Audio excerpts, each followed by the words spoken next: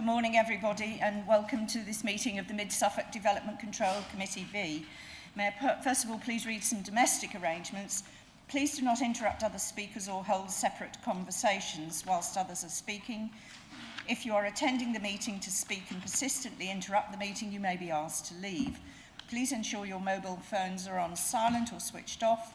We will be using e-voting for this meeting on the Modern Gov app, so please could members make sure they are logged in and ready to use the app. Fire safety arrangements. If you hear the alarm, leave the building immediately via the fire exit, make your way to the assembly point, Ipswich Town Football Ground. Follow the signs directing you to the fire exits at each end of the floor. Do not enter the atrium, which is the ground floor area and walkways. If you're in the atrium at the time of the alarm, follow the signs to the nearest fire exit. Use the stairs, not the lifts. Do not re-enter the building until you're told it is safe to do so. The Council, members of the public and press may film, record, photograph or broadcast this meeting when the public and press are not lawfully excluded. So we go on to introductions. We have the Area Planning Manager, Gemma Walker. We have the Legal Advisor, Ian Dupre. And the Case Officers, Amelia Powell and Jasmine Wyard and Marsa Cavani. The Governance Officer, Alicia Norman. We have the ward members present wherever they are, John Whitehead and Councillor Andrew Mellon, although on the committee will move when he speaks as ward member, and Bethany, who's driving our IT today, and Mandy, who's back up. So we also have members of the committee here. We have Councillor Muller, Councillor Gould, and then coming on the back row, Councillor Warboys, Councillor Stringer, Councillor Mellon, Councillor Norris and Councillor Caston, in that order coming down. And they will be looking to make a decision today on the applications before us. Can I have apologies for absence and substitutions, please? Thank you, Chair. None received. To receive any declarations of disclosable pecuniary interests or other registrable interests or non-registrable interests by members. Councillor Stringer. Yeah, thank you, Chair. I have a personal prejudicial and pecuniary interest in item D. I will be leaving the room and taking no part in that debate. Thank you very much for that. Declarations of lobbying. Any to declare? No. Declarations of personal site visits. Any to declare? No. Confirmation of the minutes of the meeting held on the 28th of September. Are there any points regarding accuracy of the minutes, please? No. May I have a proposer and a seconder for the minutes, please? Proposer, Councillor Caston, seconder, Councillor Norris. We will now have an electronic vote. Thank you. Thank you, Chair. Members, that vote is now in progress.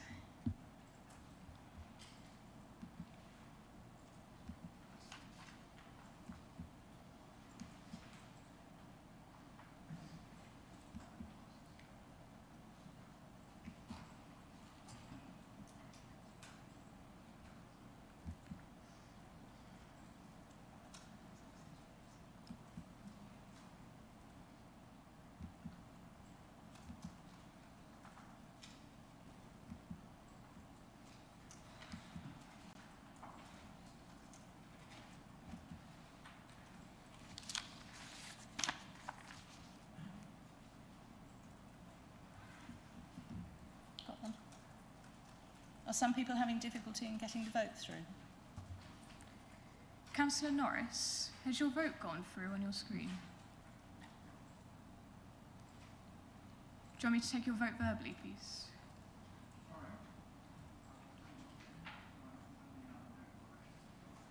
Are you for the minutes for us, please? The vote hasn't gone through electronically.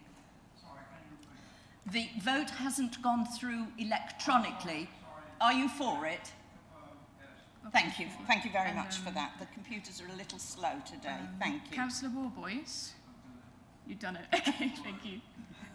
They are taking some time. Thank you for that. Perfect. So, thank you, Chair. That makes 5 votes for and 3 abstentions, so the minutes are carried. Thank you very much. I'll sign them later. To receive notification of petitions in accordance with the Council's petition scheme. None received, Chair.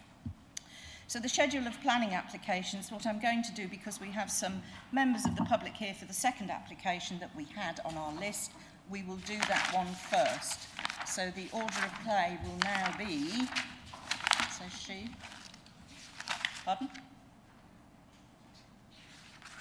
What?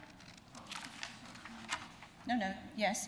The order will be 7B will be first, and then we'll have 7A, and then we'll have,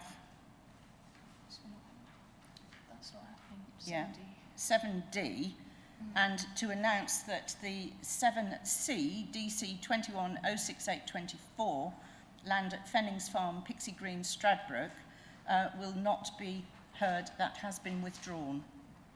So we have 3 today. So there we are. So moving on to the agenda. So what will happen now, for those of you who haven't been here before, is the case officer will present the case to us, and members of the committee will have the opportunity just to question for clarity, something they're not quite clear on, what they've read in the papers or heard today, but they're usually pretty comprehensive information we already have. We have questions from members, and then we move on to public speakers, and the public speakers will have 3 minutes, and we have the timer. We have a really electronic timer here. It's like an egg timer. So you can boil your eggs. Is it there? Anyway, we'll find one or something at the time, and you get 3 minutes, and everybody who is a public speaker will be allowed 3 minutes and not a second more. So moving on, and then after that, we then go into debate and then come to a conclusion of the application. So moving on, we've got a second case, which is land at Pipsford, and Jasmine will introduce the case for us. Thank you very much, Jasmine. Thank you, Chair, and good morning, members. I'm presenting a full planning application today, which can be broken down into 2 key elements. Firstly, the change of use of land to a construction/agricultural training facility, which includes the erection of a training centre building and other associated buildings. Secondly, the change of use of land for private equestrian/agricultural purposes, including the erection of stables and other ancillary buildings. Members are reminded that this presentation should be viewed in conjunction with the committee report. This presentation does not and cannot replace the content within that report. Here is the site in its wider context, shown by the area outlined in red. The site falls wholly within the ward of Claydon and Barham and falls within the parish of Coddenham. Zooming in, the site again is shown in red. So as you can see, you have the A14 just to the east, agricultural land to the north and south, a cluster of dwellings southwest, and the River Gipping and Gallows Hill Quarry and sandworkings to the west. Here is the submitted site location plan, showing access to be taken from an existing access on the Beacon Hill roundabout, which is subject to upgrades as part of this application. So in terms of planning history, this application is a resubmission of an earlier refused application. There were 4 reasons for refusal included, which were relating to insufficient justified need, landscape impacts, noise impacts, and insufficient flood risk and drainage information. This resubmission addresses the previous insufficient areas. Clear justification and business case has now been supplied, clarifying the operations on site. Additional landscape assessments and mitigation has been provided and also proposed. Noise impacts have been subject of further assessments, and these are now acceptable in regards to our statutory quantity being environmental health. Finally, flood risk and drainage information has now been supplied. As such, and as reflected in the recommendation, the planning balance has shifted as a result of this additional information now being provided. So the applicant has provided a short drone footage clip panning over the site, which is useful to give you an idea of the site in its real context. Hoping this is going to work. No.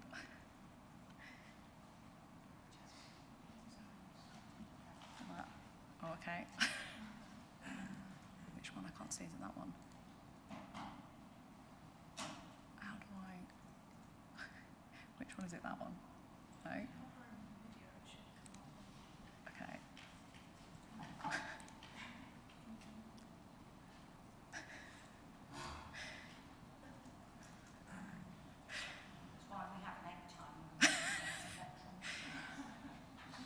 not sure why it's not working.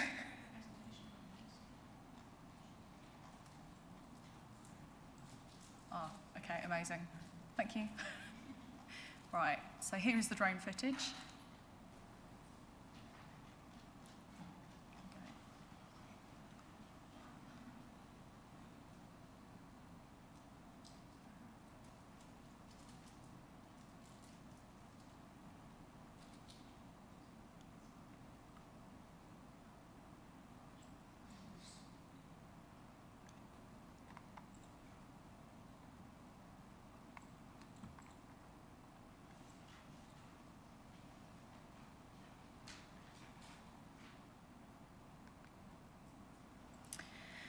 So the following two slides contain site photos as well. So the directions that these photos were taken is shown on the central map. The stars show specific things just to bring to members' attention. So number 1 is looking towards the northwest with the star showing the River Gipping. Number 2 looks northwards through the site.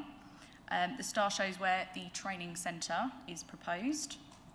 As you can see, the site slopes down towards the west.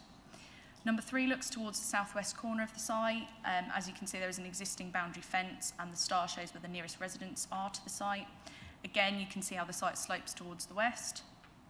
And number 4 looks southeast towards the proposed equestrian area of the site. The star shows where the stables would be. Here are further site photos. So again, number 1 shows the proposed access into the training area of the site. The star again shows where the training facility would go. Number 2 shows the access road off of the roundabout that will be subject to the upgrades. As you can see, the A14 is just adjacent beyond the trees. Number 3 again looks towards the southwest. The star again shows where residents are. And number 4 looks through the site. Again, the star shows the proposed training building. Notably, there is a dense mature woodland running along the northern boundary of the site. So, sorry, let's see if this one works. This is another video. Yeah, that one should work. So this is a video to give you an idea of the background noise as existing on site. As you should be able to hear, the traffic noise from the A14 is prominent. And notably, this resubmission has been supported by additional noise information to overcome one of the previous reasons for refusal. So I'd just reiterate that. Oh. Is it not working? Oh, okay. Right. So unfortunately, Excuse me, can you just explain what it was you were trying to demonstrate? Yeah, so in terms of that video, it was really to give you an idea of the background noise that you can hear when you stand on site, which is primarily the A14 traffic.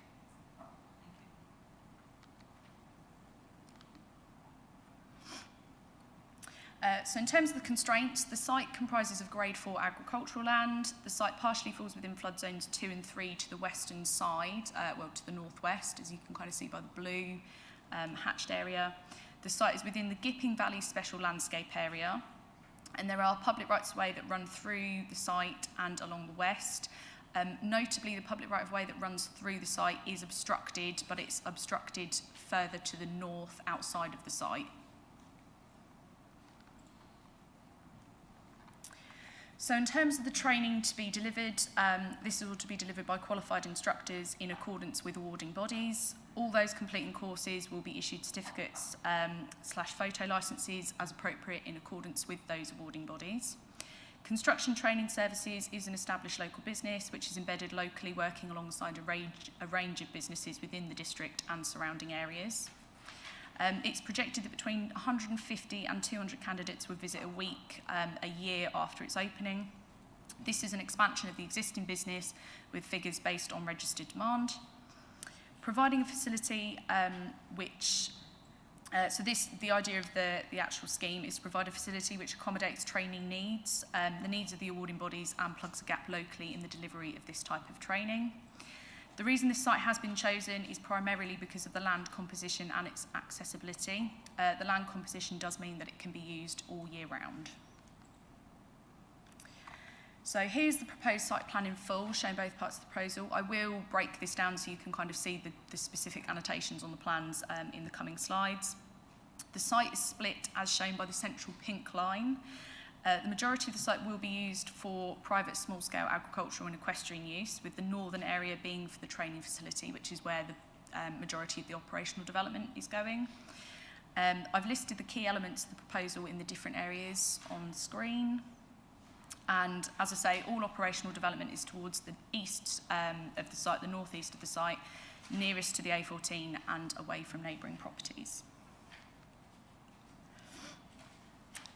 In terms of the overall built form on site, it is kept to a minimum and is primarily in the northeast corner. The training centre, if I just get, sorry, can we have the laser up again?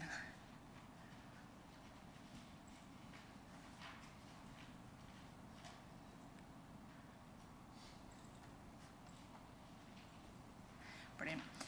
So you've got the training centre just here, then you've got the container storage is this building here, and then you've got areas of hard standing, which is all around here, and the telehandler tower is around here. Again, you can see this would be the kind of access road into the site internally. You've then got the existing access road, which was shown on the earlier photos, running along here. And you've got car parking areas kind of either side with some temporary cabins along here, which would be removed kind of a year after opening. And you've also got the SUDS basin in the centre there, and the rest of this will remain undeveloped as kind of a grass training area.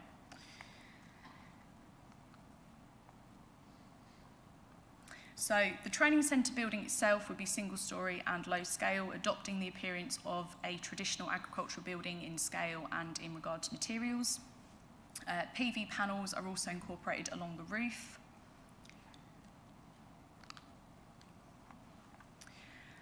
So in terms of the telehandler tower, whilst it is taller than the training building, as you'll see in a later slide, the land levels and its structure overall assist in reducing its prominence within the site. So again, in terms of the container storage, this is what is proposed for storing equipment on the site, which was in that north corner.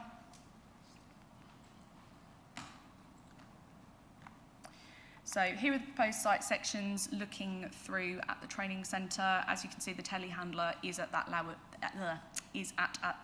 lower level on the site. You've also got the landscaping that I'll show you in later slides. So you've got this kind of earth bund which will run along the western boundary of the site.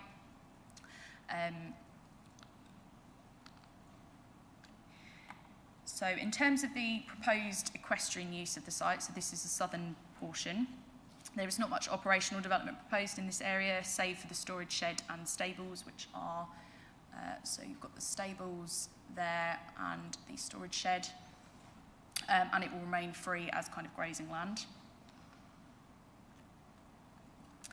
So here is the stable building. PV panels are also proposed on this roof, and it adopts, again, a traditional appearance. There will also be a small area of storage for horse manure.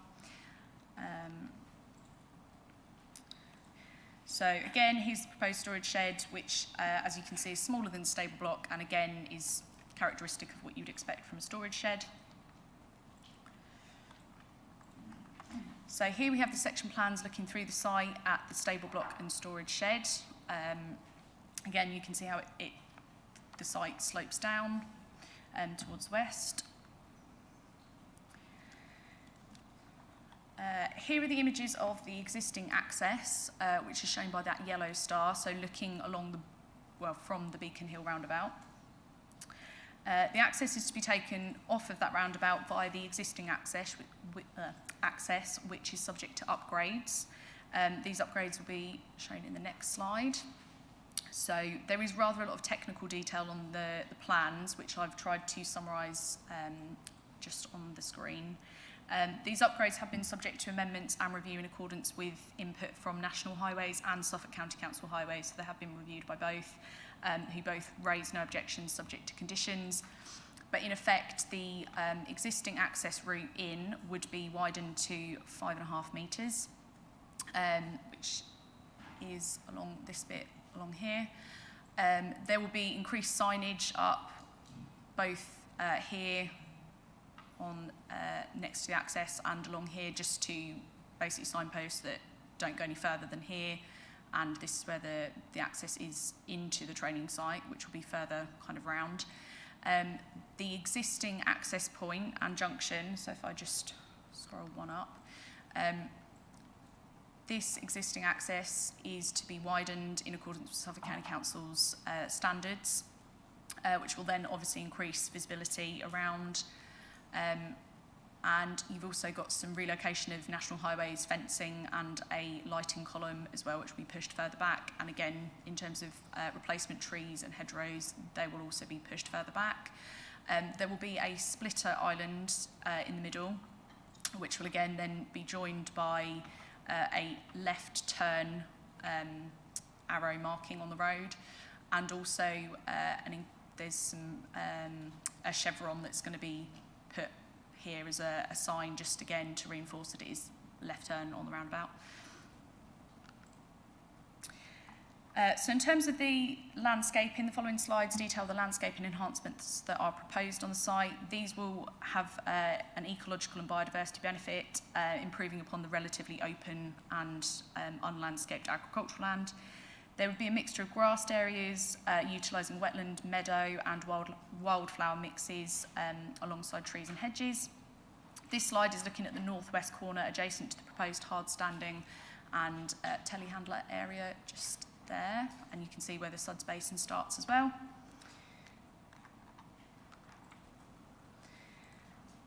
So moving to the centre of the site, this is where the proposed earth bund will run along the western boundary of the site. Finally, we have the landscaping along the southern boundary of the site, which will be either side of the stable block. Whilst soft landscaping and boundary treatments are proposed, as noted within the committee report, there will be a level of moderate adverse landscape impact that cannot be mitigated. However, this will reduce with time and as the landscaping obviously inevitably matures and establishes. Moreover, this harm will be localised to the site and immediate surroundings and doesn't go any further than that. So in terms of the overall planning balance, there would be some conflict with the development plan arising from localised but moderate adverse landscape impact and a low level of heritage harm. However, there would be significant public benefits arising from the scheme, and overall the development, when looking at the basket of policies, would accord the development would accord with the development plan when taken as a whole. So the recommendation is therefore to grant planning permission, including the conditions within the committee report and tabled papers. Thank you for listening. Thank you very much. I mean, I've got several questions, but I'll let the committee go first and see if I can knock them off one by one in case you've got the same thoughts as myself. So does anyone have any questions for the officer? Councillor Warboys, then Councillor Stringer, please. Thank you. Yes, forgive me if I've missed it. There's a couple of points in the notes about it looks as though the site is obviously intended to be off-grid, where it's being run on a generator until the teaching centre is built, and then it'll be the photovoltaic cells that supply the power. The other question that begs my mind is water connected to the site, and has there been any information about sewage and a report from Anglia Waters? If I've missed it, I apologise, but thank you. So in terms of the, I suppose, how it's being run to start with, so there would be a temporary diesel generator. It is temporary, and the PV panels are then intended to kind of supersede that, as it were. In terms of the sewage arrangements and water connections, I don't believe we've had any information on that, but you may like to ask the applicant, who will be more aware of the kind of utility arrangements with it. okay, so I'll ask the developers. Thank you. Thank you, Chair. A couple of questions. First of all, the site area, 3.3 hectares. I couldn't see in the report what grade of land this is. We normally get told what we're losing from agriculture, as it were. Yes, yeah, I do believe it is in the report, and I Okay, did mention fine. it's grade 4, just for the avoidance of doubt, though. Fine. The other part, the description, the title, this land at the moment is agricultural land. You don't need to apply for planning permission to graze sheep. So I was confused as to why that was in the title. It's more, I suppose, for clarity. We can tweak the description. Obviously, as you say, rightfully so, it's agricultural land. It doesn't need permission for sheep grazing. I think the issue is because there's an equestrian use mixed in. That's the element that needs the planning permission. So that's why it's kind of, just for clarity more than anything, confirmed as kind of being a mixture of agricultural / equestrian use on that part. Right, so what difference then would it make? So what I'm thinking is, if then the implementation is there are only horses there, would they be in breach of anything? It just seems very confusing to have something that's permitted development mixed in with something that's asking for development. That seems very messy to me. Perhaps I'll come in there. I think the issue from my side would be if they graze sheep there and then they graze horses there, Yeah. it would have reverted back to agricultural land and then they would need another consent for the horses, whereas by putting both in the description it gives them the option essentially, so it remains flexible between the horses and the sheep, but it does not require either or both. I'm even now more confused. Because, okay.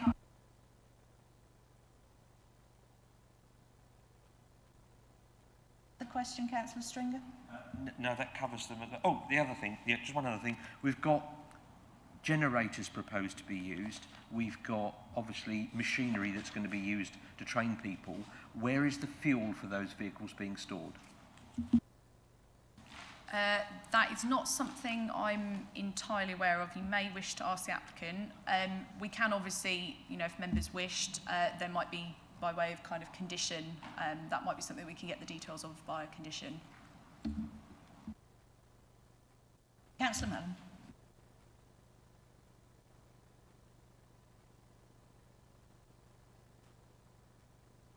Yeah, right, Emma. No, it's not working. Oh, it's there. Look. It was hidden. Sorry about that. Yeah, it's a question about noise, primarily. In the papers, it mentions about, obviously, this is a training facility. People will be learning how to use a telehandler and so forth. But it also talks about, because of the noise from the reversing beepers, or whatever you call them, that those will be switched off. Now, that immediately, to me, had a kind of health and safety implication. If you're training people how to use these machines, surely the beeper should be switched on. Otherwise, there's a danger. So I just wanted to clarify that aspect of it, because they seem to be saying we're going to turn them off. In other places, it said there'd be a white noise beeper.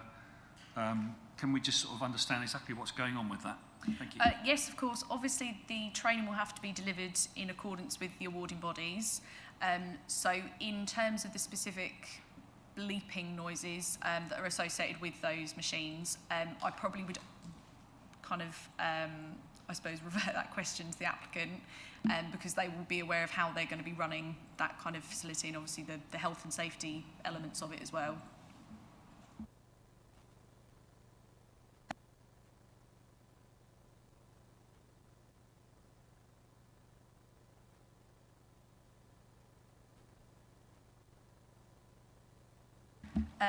In terms of the existing business operations, again, I'd probably revert that question to the applicant. Yep.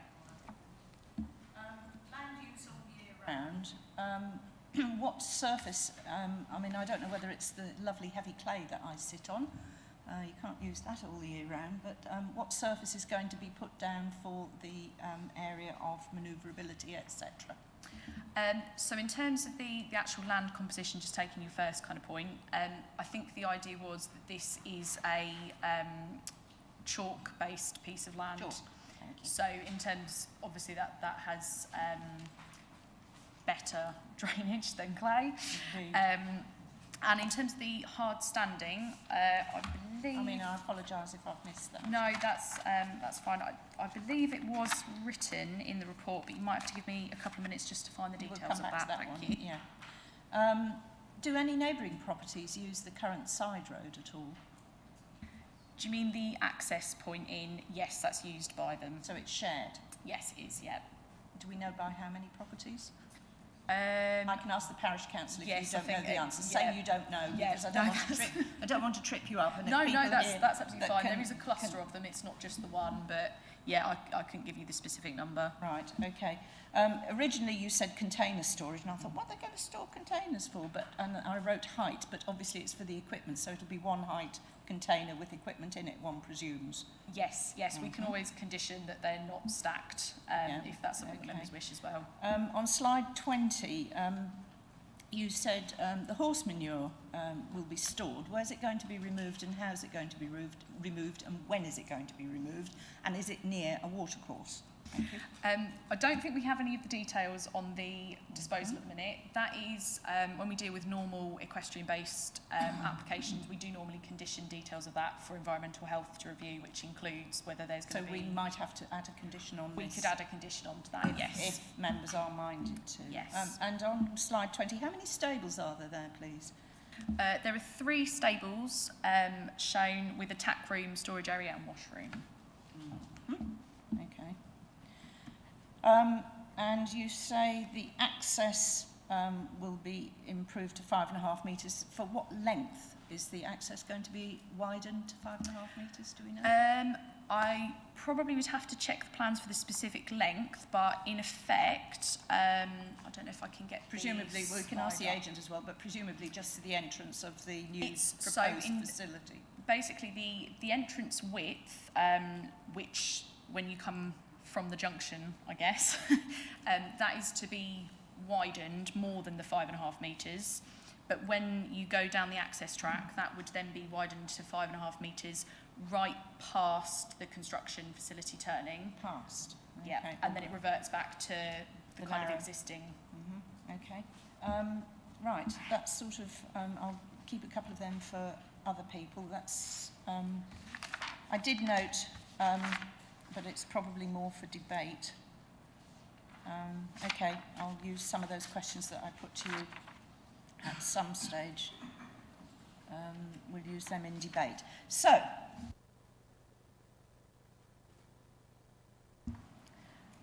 I'll now invite the Parish Council. Nick Mills, if you'd like to have 3 minutes and give us your views on this particular application, please. Thank you. Good morning, councillors. Coddenham Parish Council remains firmly of the view that this revised application for development is at an inappropriate site. As per its submissions previously made, it stands foursquare with the Prepsford residents, which are 7 households who use that access road, and their objections to a change that will destroy amenity and bring constant noise, increased noise. And I think the noise that was mentioned earlier, which we didn't hear, was actually on the site, not where they are at the bottom of the slope. So that's the increased noise there that's the important thing. And light pollution, and we mustn't forget light pollution, to what is a tranquil hamlet, including a listed farmhouse. Parish councillors first and foremost ask members to give very careful consideration to the adverse impact this proposal has on the residents of Pipsford. This section of the Gipping Valley is an important green link in the parish, which will soon be enhanced by the naturalisation of previous sites of gravel extraction. Responses to a recent parish survey conducted by all voluntary and charitable bodies, as well as the parish council, over 50% of households within the parish responded, highlighted the importance of green spaces and green links, nature and walking, both to the physical and mental well-being of residents. They also bring into the parish like-minded people who use Coddenham's facilities, some from adjoining areas and many from further afield. The parish council has a clear mandate to support maintenance and development of its natural environment and footpaths, working with adjacent parish councils and Needham Market Town Council. As an aside, I understand that public footpath number 27 has been obstructed by lock gates for more than 2 years, and the sign put up by the Public Rights of Way Department removed. This was in regular use by residents and visitors alike prior to being blocked off. The scheme is at odds with the mandate of the parish residents. As a final point, the parish council has seen nothing in the application to address the concerns of increased vehicle access onto the A14 junction 51 roundabout. This development will only add to what is already a near-miss hotspot between the east-west slip road off the A14 and the Needham Market exit from the roundabout. I've heard what's been said in the last few minutes, and the residents do not see this as a way forward. Set against these clear negatives, we have one pro as we see it, a limited employment opportunity when we are close to full employment locally. The Parish Council is fully supportive of upskilling, but this can be provided either in a manner that it doesn't damage the amenity of residents and an important Suffolk level green corridor, by provision being either peripatetic or it being delivered at a more appropriate location. You're now on the end of the 3 minutes. Thank you. Thank you very much indeed. Do members have questions, please? No? Thank you very much. Oh, yes, Councillor Gould. If I may, and you said about the public right-of-way being blocked off. Is that being by the county council, or is it through some other means being blocked off? I'm told by the residents it's been blocked off by a gate, a locked gate.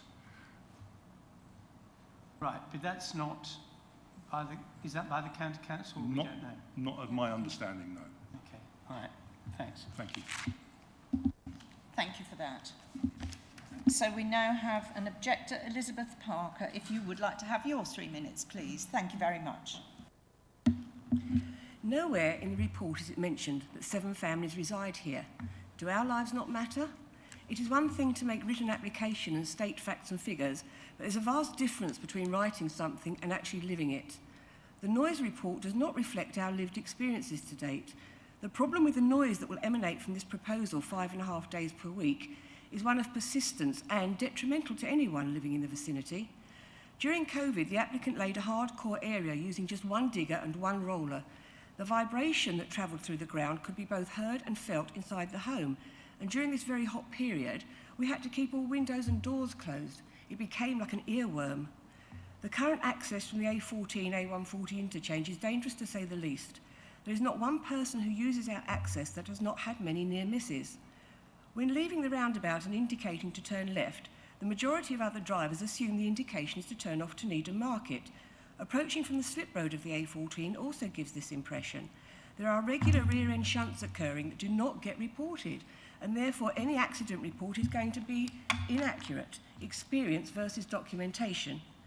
Public transport, there is no public transport. The nearest is in Needham Market, 1.5 miles away, and there are no pathways for the public. Moreover, public transport to and from Needham Market is limited with very poor connections. The report states the site is next to a gravel quarry.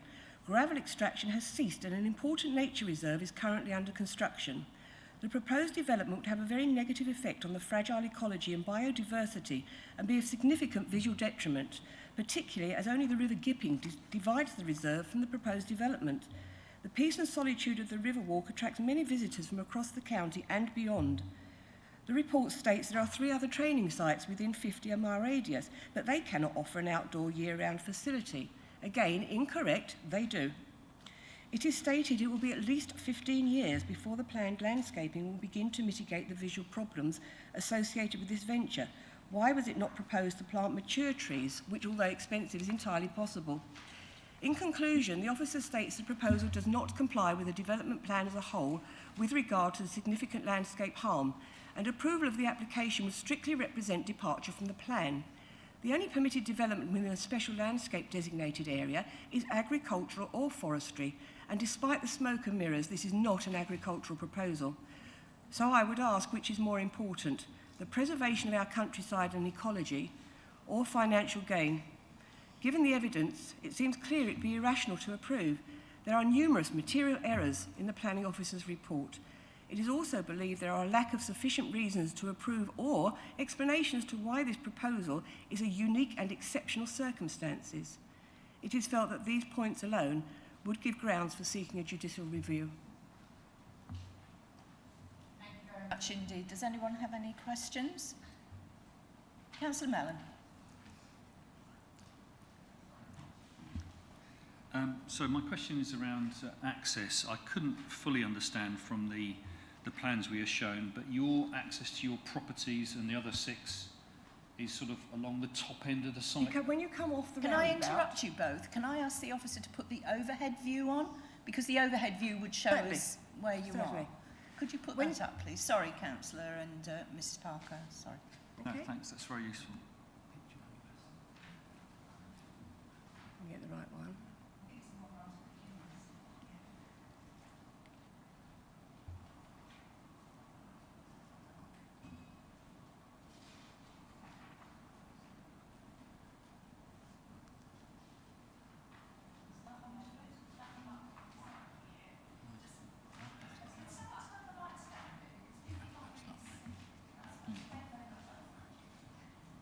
Sorry, you're going to say. Okay.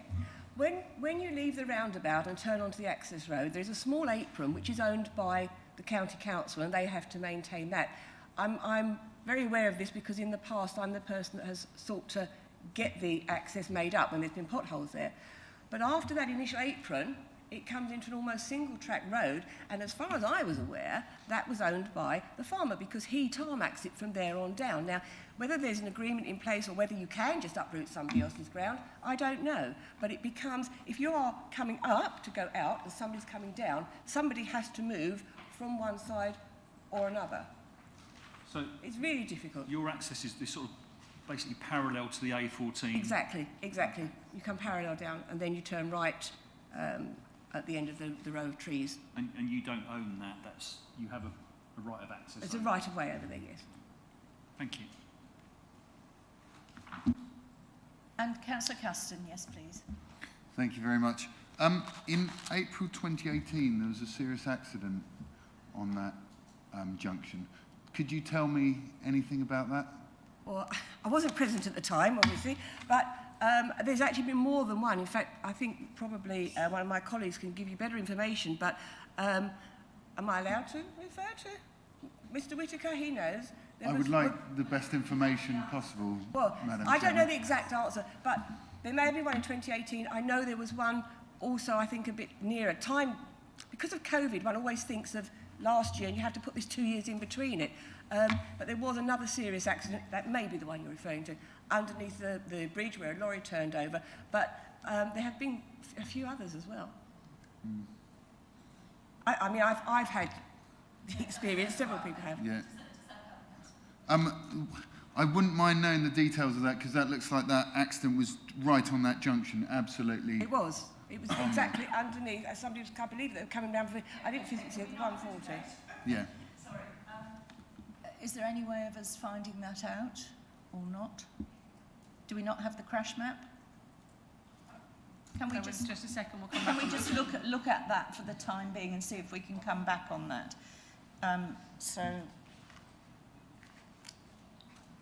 shall we move on? Ian? Have we finished with the questions? Yes. Madam Chair, can Yes, I be please. heard? May I just ask, with your permission, ask the parish council, the footpath that's been blocked by the erection of a gate, is that a permissive path? Is it one that's, what I'm asking is it are you suggesting there's been an unlawful act, or is it just, it is a public right of way? Okay, well, there are things that can be done about that sort of thing, obviously. So, can we move on to the applicant while you're looking for the crash map details for us? Would that be appropriate, Ian? Do you think we can move on to the applicant?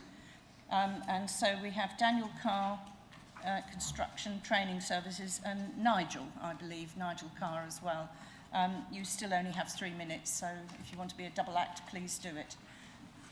Thank you very much. You have 3 minutes. Thank you. Morning, everyone. First of all, one of the big considerations we've taken is some of the points raised by the residents. So initially, we moved the training centre from the south to the north.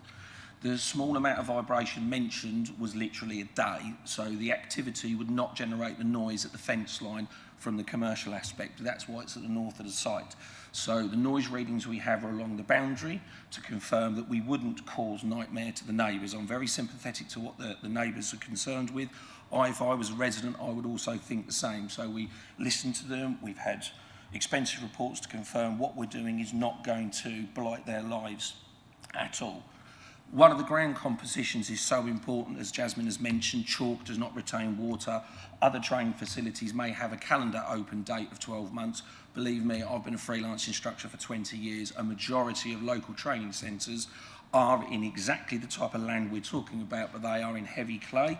With our climate change, 3 to 4 months, you cannot run a full commercial training portfolio. My current business at the moment has had the ability to use a very temporary location. That has now gone. Our business needs to grow and develop. Our industry is short of 200,000 workers. There are loads of reports for the construction sector, loads of reports from the agricultural sector backed up by trade bodies. We are in a skills crisis, as I'm sure people appreciate, okay? Just because the country has full employment, that's a very general way of looking at it. We're looking at two skilled areas, construction and agriculture. So that's why the skills shortage is very desperate and very real. To answer the question about services, there is a main water main that runs along the conifer line, so we can connect onto that. We will use a Clive Jester system, so we will treat the waste in the actual local environment. Initially, we will set up with a tank which will have pumped out by a local company. I've liaised with BT. There is a phone line access which will not have a negative effect on a resident, because we could then up that with boosters. So every possible thing that I would look at as a resident, we've addressed. Soundproofing bunds will completely mitigate any noise we're making. All the machines we are using will be brand new machines, eco settings. Machines are moving very quickly towards electric and hydrogen. The storage facilities for fuel, okay, will be in one of the containers. We have to have, for legal compliance, double bunded. We're going to put it in a container so it's not visually there and it reduces the interaction of theft. Light pollution, the biggest light pollution is Needham Market Industrial Estate. That booms across into the residence area, across the wildlife area and into my land. Okay, we close at winter hours. I've got photo evidence proves how lit up Needham Market Industrial Estate is, because I've been down the land on many, many times. So I would like to think most of the considerations have been raised. We've got mitigation for the access. I believe there's a little bit of unclarity. The tarmac access road is privately owned by the farmer. What has not been mentioned so far is there is a farm at the end, so there is a level of residence access. You are actually on 3 minutes, thank you. Thank you. To say just conclude, if you would, please, rather than a complete stop. Yes, I was going to say, if you can conclude, which is why So, very briefly, the Highway England think it's a great idea. It will reduce accidents. The junction will be wide enough. There'll be no pulling over, as one of the residents has rightly concerned and raised, because the road will be two-way. If you would, please, not keep going on. Sorry, conclusion. We've researched for 3 years. This is the best location. This is the best mitigation. The industry needs it from both points of view. I don't know what more I can say. Thank you. Thank you very much. I'm sure there's lots of questions that we can come up with, and I hear what you say. And just, you know, if you can briefly answer them. Councillor Stringer, I believe you've got a question. Thank you. Forgive me if I've missed it in the report. There are, if it averages out the amount of people per day, it's about, and the car parking spaces, it's about 30 people coming a day. How many telehandlers and pieces of equipment will those 30 people be using? So if you imagine 30 people, 20 of them will be inside the building doing soft skills training, 5 of them will be outside maybe using machinery, another 5 will be doing small tool activity. So we're not going to have a field full of machines running around constantly. Now, I asked how many machines you would have. Oh, we'll have 1 telehandler, and we can risk assess out within the awarding bodies and health and safety, because it will be in a controlled area. So the only person in that controlled area will be the operative and the instructor. So we are allowed, because it's you see these common examples in other areas where you can risk assess out not having. So the answer to the question is 1. 1 telehandler. Thank you. Yes. So Councillor Stringer, carry on. So you're only going to be doing one size of telehandler? Yes.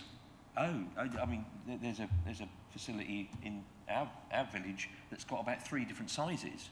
It depends whether it's... You'll only be doing one. Can we not have debate? We've got the answer to the question. You can bring that up, Councillor Stringer. No, excuse me, Mr. Carr. Mr. Carr, sorry.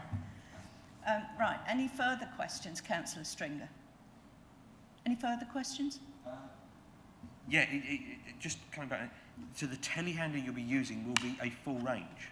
Yes. So it will pick up 24-foot containers and all that? No, it's a construction-based telehandler. That's why we have to have a tower of a certain size. Typical you find on a building site. Right, okay. That's helpful. Thank you. Councillor Mellon.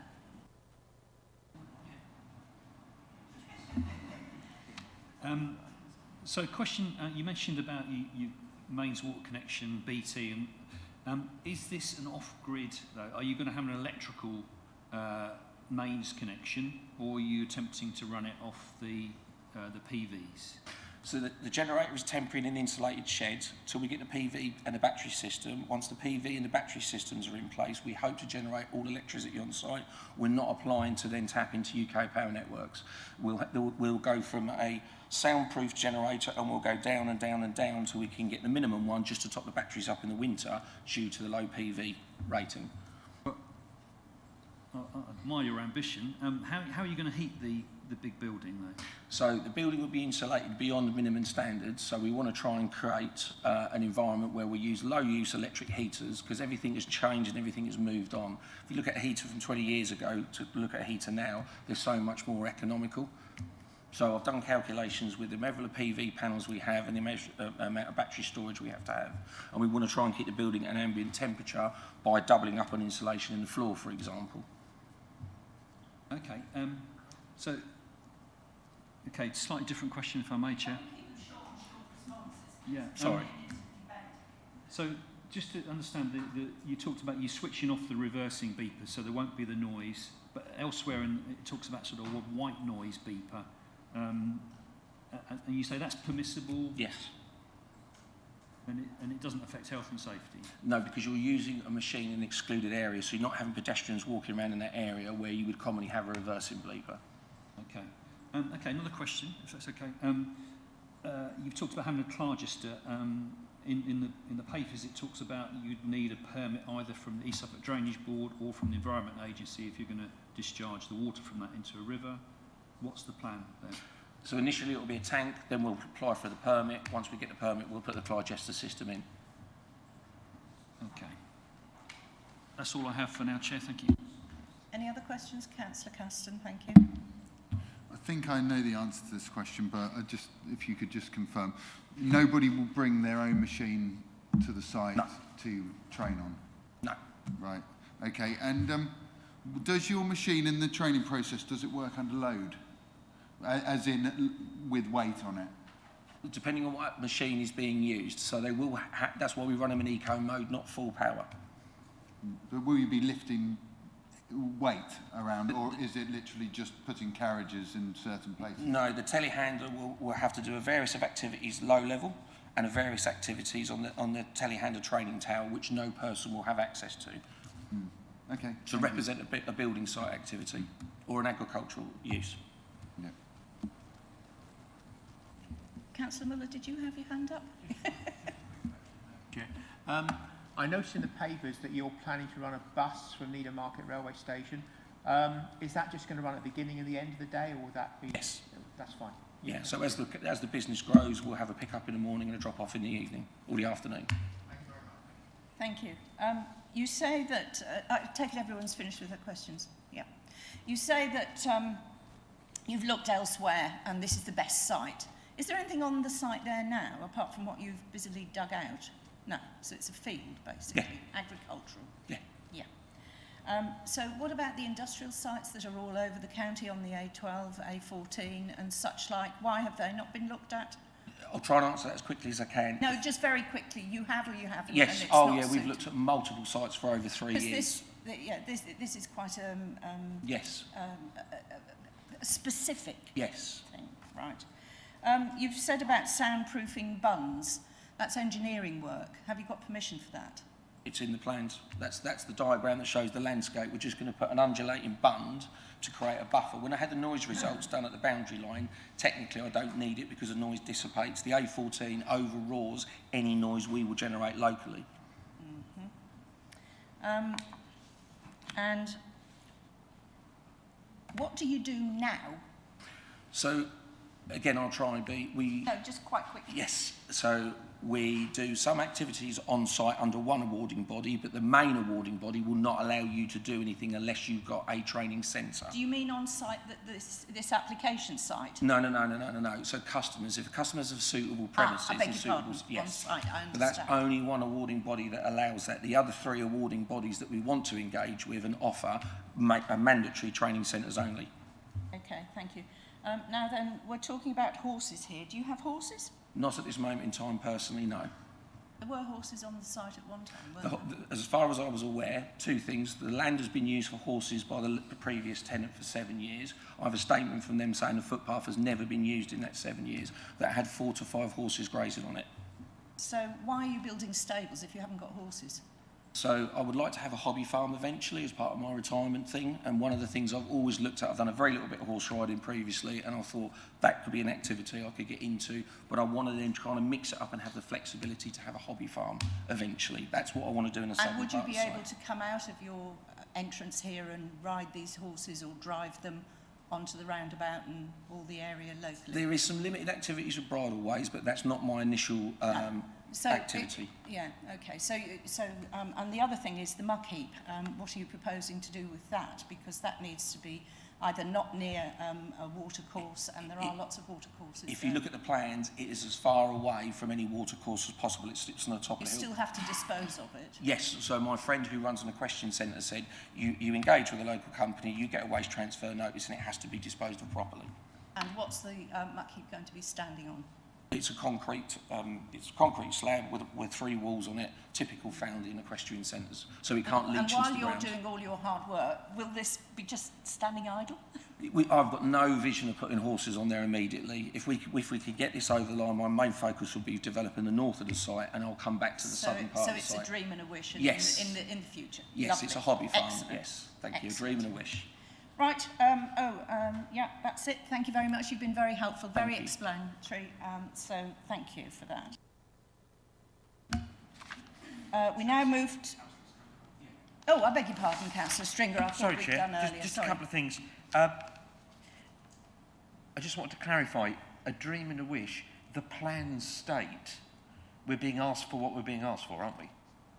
Yeah, so whether someone is intending to do it or not, we're being asked to grant permission for what is in the plans. I just want to clarify about the legal status of footpath 27. According to the definitive map, that is a footpath. So whether someone has blocked it or not is frankly irrelevant, because that's a separate enforcement issue. Legally, there is a footpath that runs right through the centre of the site, in between, I believe, where the telehandler is stored and where it's going to be used. So what provisions are put in to mitigate those using the footpath? Yeah, just before you do, can I just ask the legal, and between yourself and myself, I would have thought you have to have an official diversion in. Could Ian help us on that? Yes, indeed, Madam Chair. Yes, I think if the point was being made, it's not been used much. It's still, if it's on the definitive map, it's on the map. Leave Nancy and Councillor Stringer then on that. Well, it was more for a question from the officer, because I just wanted to tell or try and illuminate the committee that talk of it has been blocked is totally irrelevant. There is, on the definitive map, a footpath that runs here. So I was just asking, because we were being told about how safe it will be to operate the training on site, how the applicants will be moved around, etc. But I'm more interested in, well, how do we mitigate those that are using the footpath that could do that quite legally with a telehandler moving, etc., etc. I think the officer might be able to give us some help here. Thank you. Yeah, thank you. I don't know if we can get the plans up so I can show you where it specifically is. Yes, I have got that. If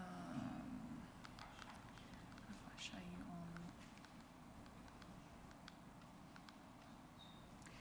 So the blue line, which I don't know if it's that clear, it's this one that runs sort of along the whole way through the site. That is the public right of way. Rightfully so, as you say, in terms of the enforcement of whether it's blocked or not, that is irrelevant to the planning application. It should remain free from obstruction. Obviously, public rights of way are a county council matter.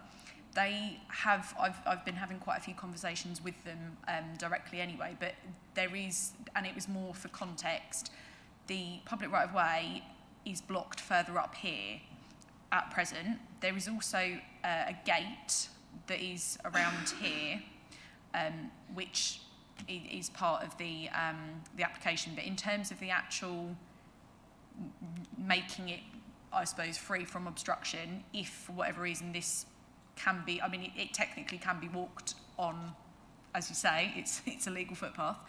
It is to be free from obstruction throughout the whole of the site.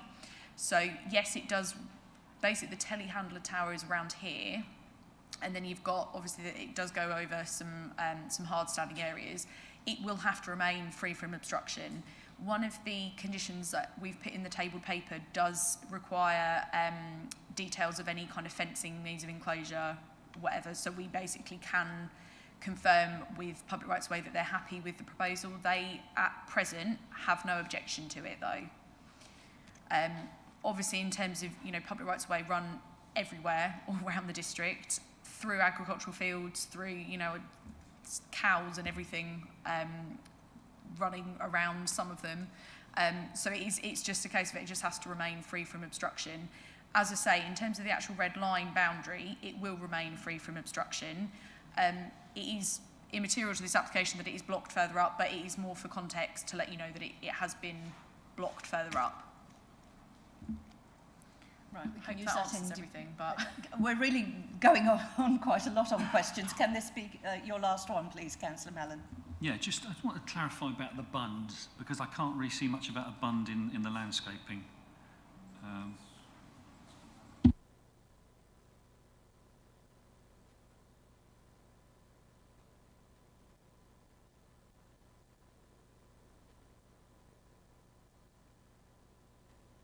Right, so the bund is actually shown on this landscaping plan, wrong mouse, so it's along here.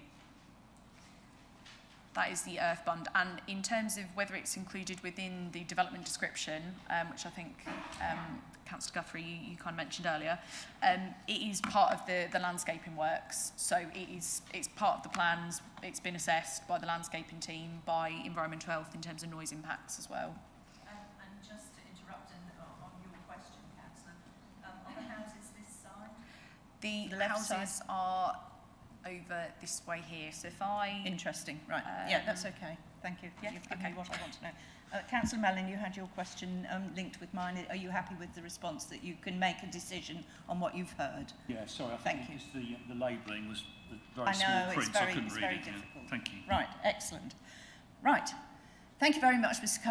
Carr. Thank you very much. You were very helpful, very informative, and obviously clearly a lot of work done. Thank you. And now we come to the ward member, please. Thank you very much. Thank you, Madam Chairman, and good morning, members. I'm speaking on behalf of not only myself, but my fellow ward councillor, Councillor Passmore. This proposal including its previous incarnation, which was application 21000487, that was refused under Officer Delegated Authority, has been hanging over the small number of residents who live in Pipsford since late in 2019. My first involvement was in March 2020, literally days before the first COVID lockdown, when I was invited to a meeting with concerned residents who live in the beautifully converted farm buildings adjacent to the Grade 2 listed Pipsford farmhouse. Their concerns were regarding how this proposed commercial operation would impact their daily amenity and quality of life. Over the intervening 30-month period, what has become equally apparent to me is the strength of feeling in the wider community against this proposal. Coddenham Parish Council oppose it. Needham Market Town Council, who treasure the River Gipping Walk, both within and beyond its town boundaries, oppose it. The Stowmarket Ramblers express their objections. The Suffolk Preservation Society, who have an interest in this matter as a consultee, have submitted a detailed 2-page letter in which their highly qualified planning officer has clearly set out all their concerns. Let me just take a few quotes about. The letter expresses concerns about the impact on this special landscape. It describes it as a serene, remote and detached part of the countryside, highly sensitive to further degradation. They feel that the industrial use will be highly visible within the Gipping Valley landscape. They say it's introducing an alien and highly inappropriate feature into this attractive area. They suggest it will entirely change the appearance of the site to the detriment of the wider area.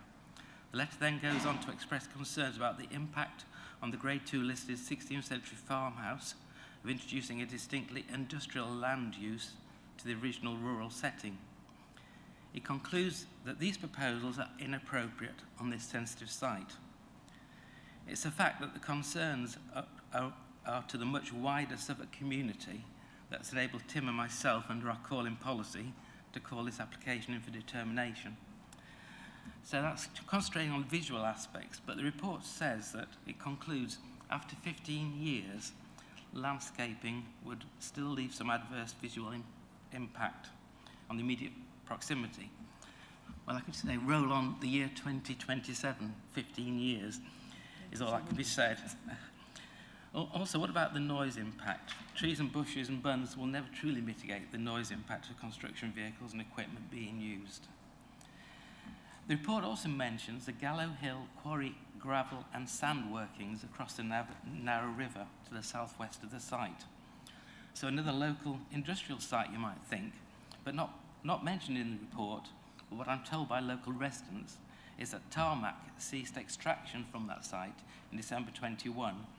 They are now in the process of creating a large nature reserve there. This welcome news, taken in conjunction with the improvement works being undertaken by the River Gipping Trust, should bring an increasing number of visitors to the area, walkers and hikers, nature lovers, bird watchers, etc. The River Gipping Trust is working hard to publicise and market the beautiful long-distance riverside path from Ipswich to Stowmarket. All these marvellous ongoing improvements feel in stark contrast to the detrimental proposals in this application. And residents are very concerned about the access to the site off the A14, A140 interchange roundabout.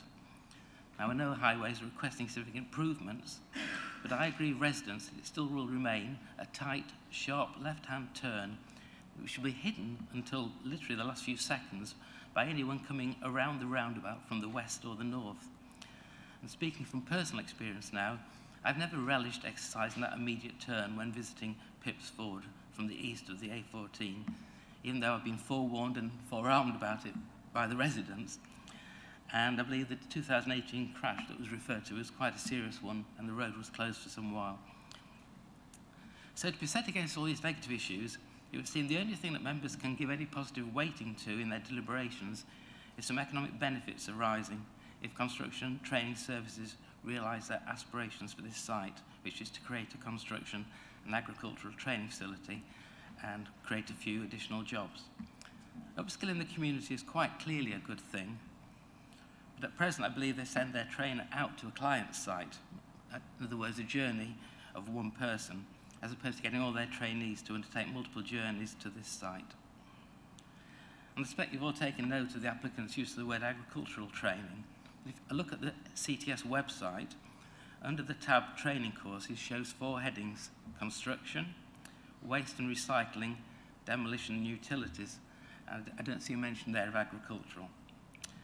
So, to conclude, the planning officers made their judgment on the weighting to be given to the solitary economic benefit pro against the weighting to be given to the various cons highlighted by the objectors, the parish council, and by myself earlier in my speech. Taken on balance, the officer favours approval. But now it's up to you members present on the committee to debate all you've heard today and to make your own subjective assessment of this planning application. In doing that, the local neighbours, the Coddenham Parish and Needham Market Town Councils and the residents they represent, and indeed the much wider community, including bodies such as the Stowmarket Ramblers and the Suffolk Preservation Society, will hope and trust as you balance all these planning aspects set before you today, that you will collectively refuse this application. Thank you, Madam Chairman, for your time. Thank you very much indeed. Does anyone have any questions for the ward member? No, I think you covered everything very fully there. Thank you very much indeed. Right, well, thank you for that, and we now move on to the debate. Councillor Caston? Could we have the crash map? Oh, yes, of course. I did ask about that a few minutes ago, thank you. Yes.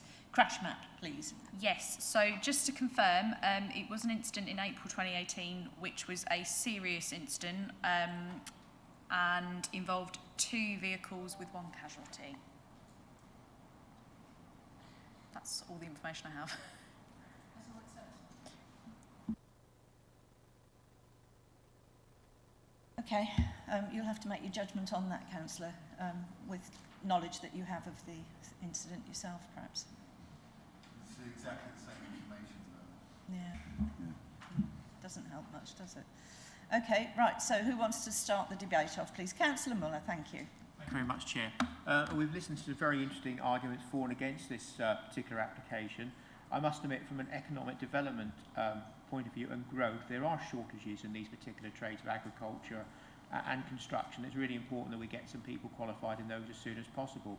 But I think we also have to consider what the residents have said, and also the ward members, that they are actually totally opposed to this application, and obviously has been refused before. So at the moment, I must admit, Chair, I'm actually sitting on the fence on this particular one, but I do have some concerns about it, and I'll be interested to hear what other members have to say. Thank you, Chair. Thank you for that. Councillor Norris and then Councillor Caston. Thank you. Thank you, Chair. I know this site very well. I regularly pass by it when I'm travelling from Needham Market to the A14. I fully support the objections to this application by the Coddenham Parish Council, Needham Market Town Council, the River Gipping Trust, and the numerous public objections that have been submitted.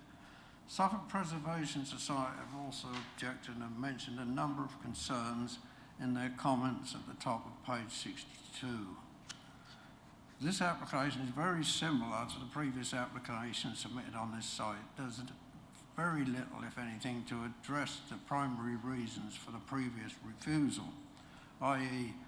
the site is situated in an environmentally sensitive area of the Gipping Valley, and the proposed development would create potentially serious impacts on landscape as the site falls within the Gipping Valley Special Landscape Area, on local amenity and the adjoining environment, including an inevitable increase in amenity noise disturbance, and the impact on designated heritage assets in the vicinity.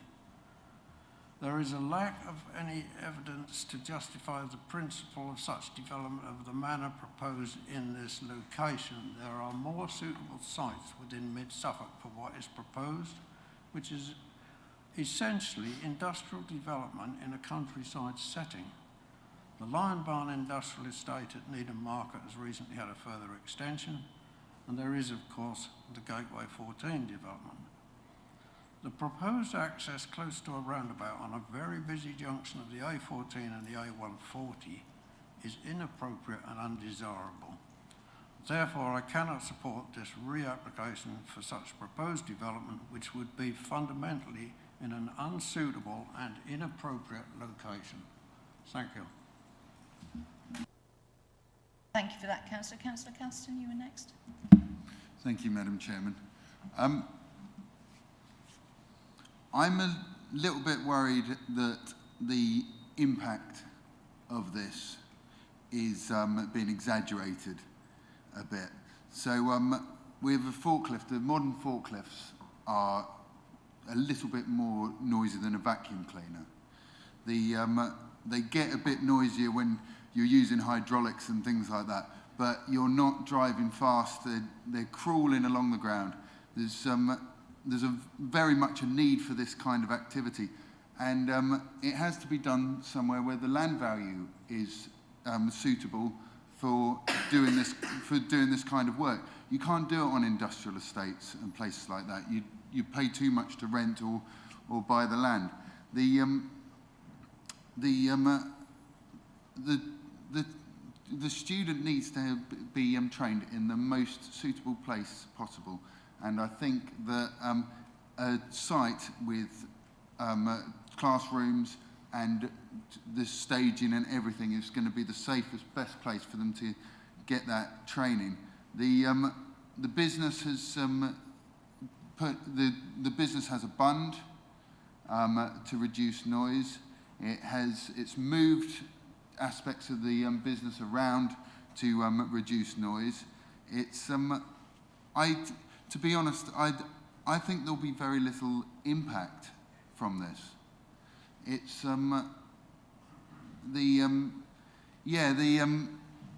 I think having a bus going from Needham as well satisfies a lot of the worries about people driving and the more car journeys going through there. off-grid. There's not going to be, the heating is acceptable, because what you've got to remember is the people being trained are going to be wearing overalls and steel toe cap boots. So they don't need a really warm office style environment. For me, I think people will find this hasn't got the impact that they think it has. I can understand why people are worried about it, and but I think it's necessary. We've got a lot of people need to be trained. They need to be trained in a safe environment. So at the moment, I would be looking to approve this application, but I'll listen to the other members. Right. Councillor Muller, you've had a go at the moment. Can I just wait to bring in other members unless it's sort of specific? Councillor Warboys and then Councillor Stringer. Myself in agreement with the previous speaker.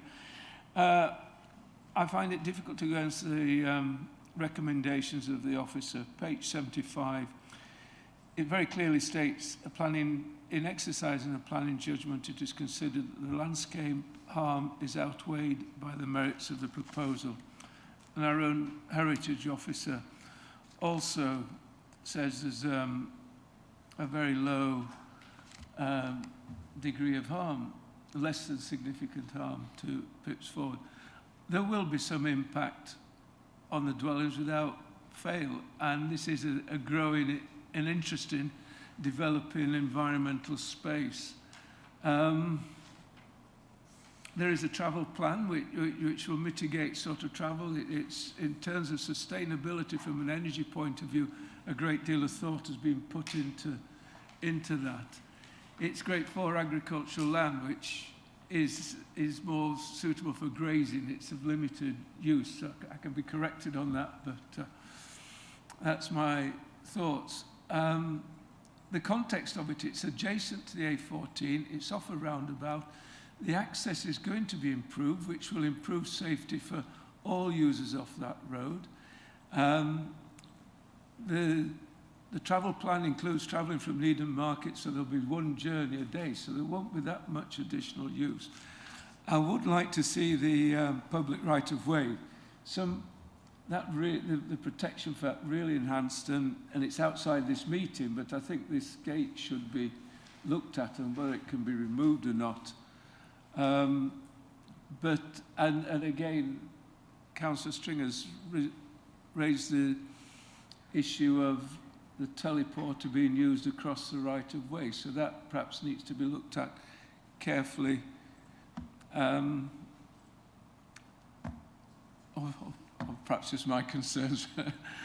So I feel it has been looked at in quite detail, and the economic impact. We are got a skills crisis. We're talking about building skills centres across the district for various reasons. Construction trades, there's a huge shortage. The flood risk and drainage, which was raised as a concern, this is on the highest part of the site. And there's a soft landscaping. I do think Councillor Castle has that there will be some impact, but it will be very low.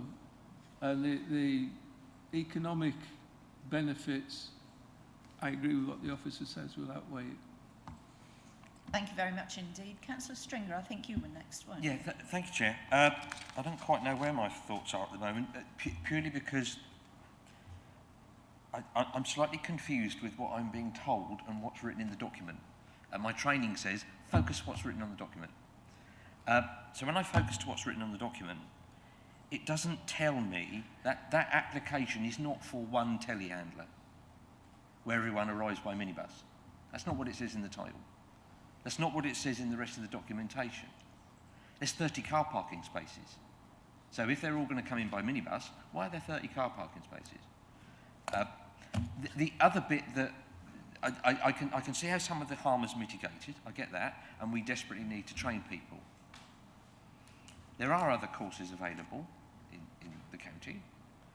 We are also talking about one particular, it's not a forklift, it's a telehandler, I believe we've been told, we're having, not a forklift. Telescopic handler.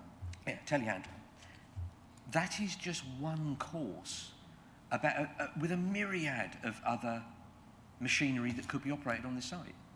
It doesn't say for telehandler use only in that application. Could it also be used for tractors, for crushers, for all sorts of other training courses that are available? Skid steer loaders, ride-on rollers. Could it be used for that with the approval of this title? I'm being told one thing that could be mitigated because there is identified harm, but the amount of training courses here is for one piece of equipment, when there are loads of other pieces of equipment that also need to be trained for. So can we just ask? Yes, please. The planning officer. Yes, please. Is this just for a telehandler? One single telehandler. Yeah, or will there be? Can we ask if the permission given, what would it allow? Yes, so it would allow all of the bits of machinery that need to be used on site. That's not just going to be a telehandler.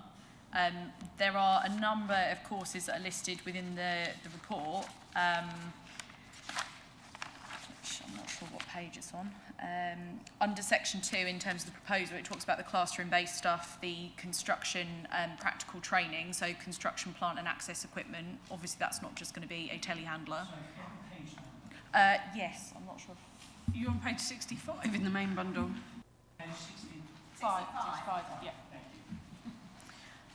But I think in terms of the, it says all-terrain vehicles, there are some conditions proposed, including site management plan to be submitted, travel plan to be submitted as well, which would then secure shuttle bus. Obviously, there will be the need for people to travel by car. That is why there's parking. I don't know if you want some specific vehicles that are going to be used, plant, construction, that sort of thing, then it might be worth directing that to the applicant.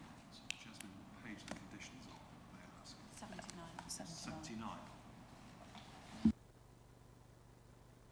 I mean, just to add to the debate, Councillor, I mean, I'm looking through the pages as we all are, and I just noticed on page 66, crushed concrete area for equestrian use. I'm not sure what equestrian would use crushed concrete, but never mind.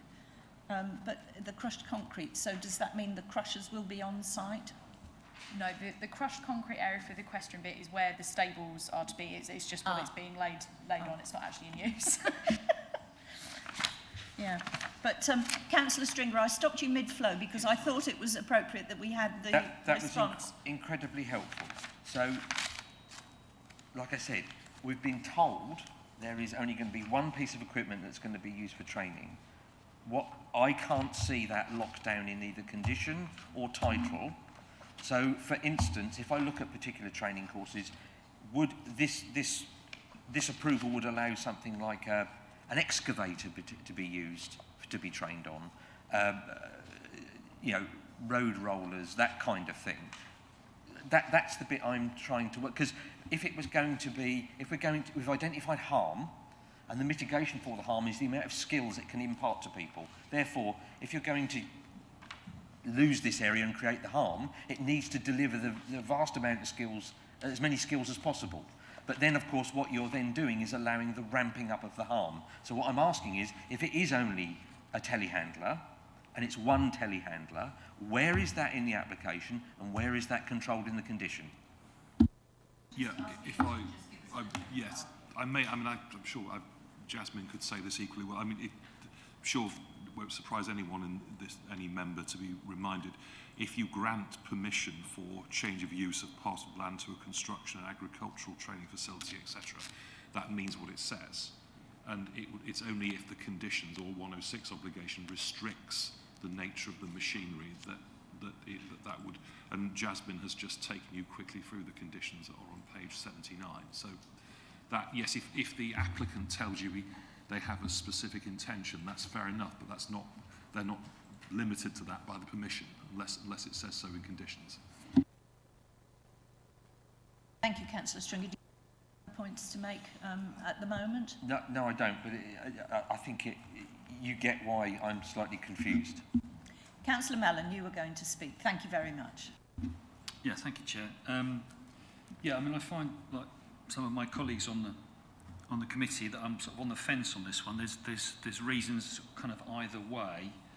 When I sort of made a kind of list of the pros, clearly this is agricultural land at the moment, therefore a farmer could, under permitted development rights, probably put up an agricultural building if he required it for his business. And what we have in this application is an agricultural looking building, albeit it's going to be a training centre, but it could be, you know, a chicken barn or something instead. So that potentially could happen anyway. Clearly there is the need for training. I mean, I have a telehandler licence. I've done that training a few times. I've always done it on site on a farm rather than go elsewhere. But other trainings are often delivered, you know, in a training centre, an agricultural college, or something like that.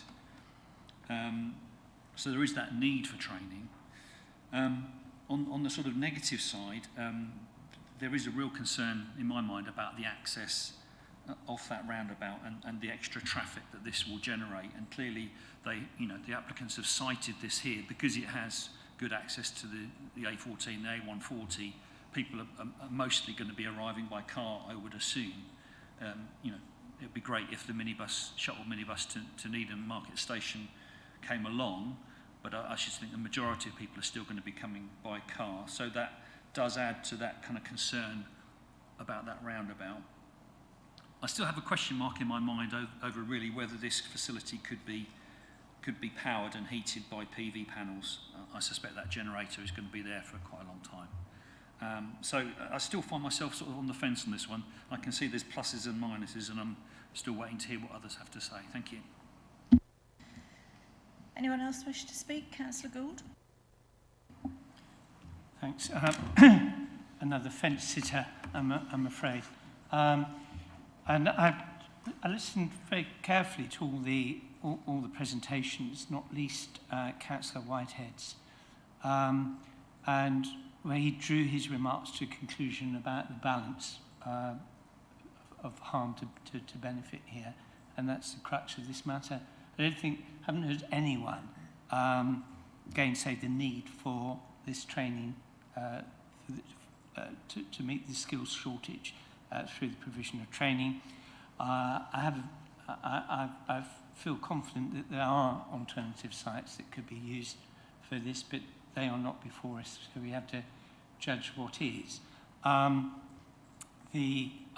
Listen very carefully to Councillor Caston's analysis, and I think he's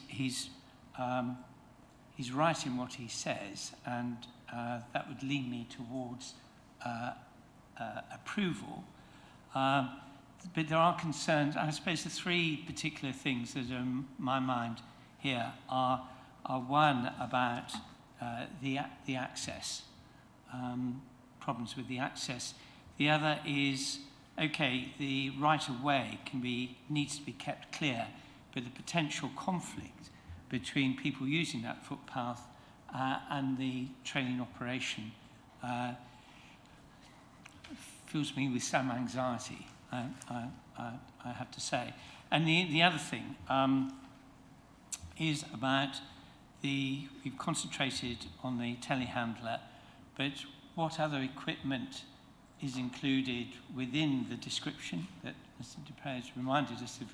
We agree that is what we are agreeing for those purposes, but does it include things like chainsaws training and the like, which are incredibly noisy, and I can see that noise, envisage that noise moving downhill over the band and into the properties.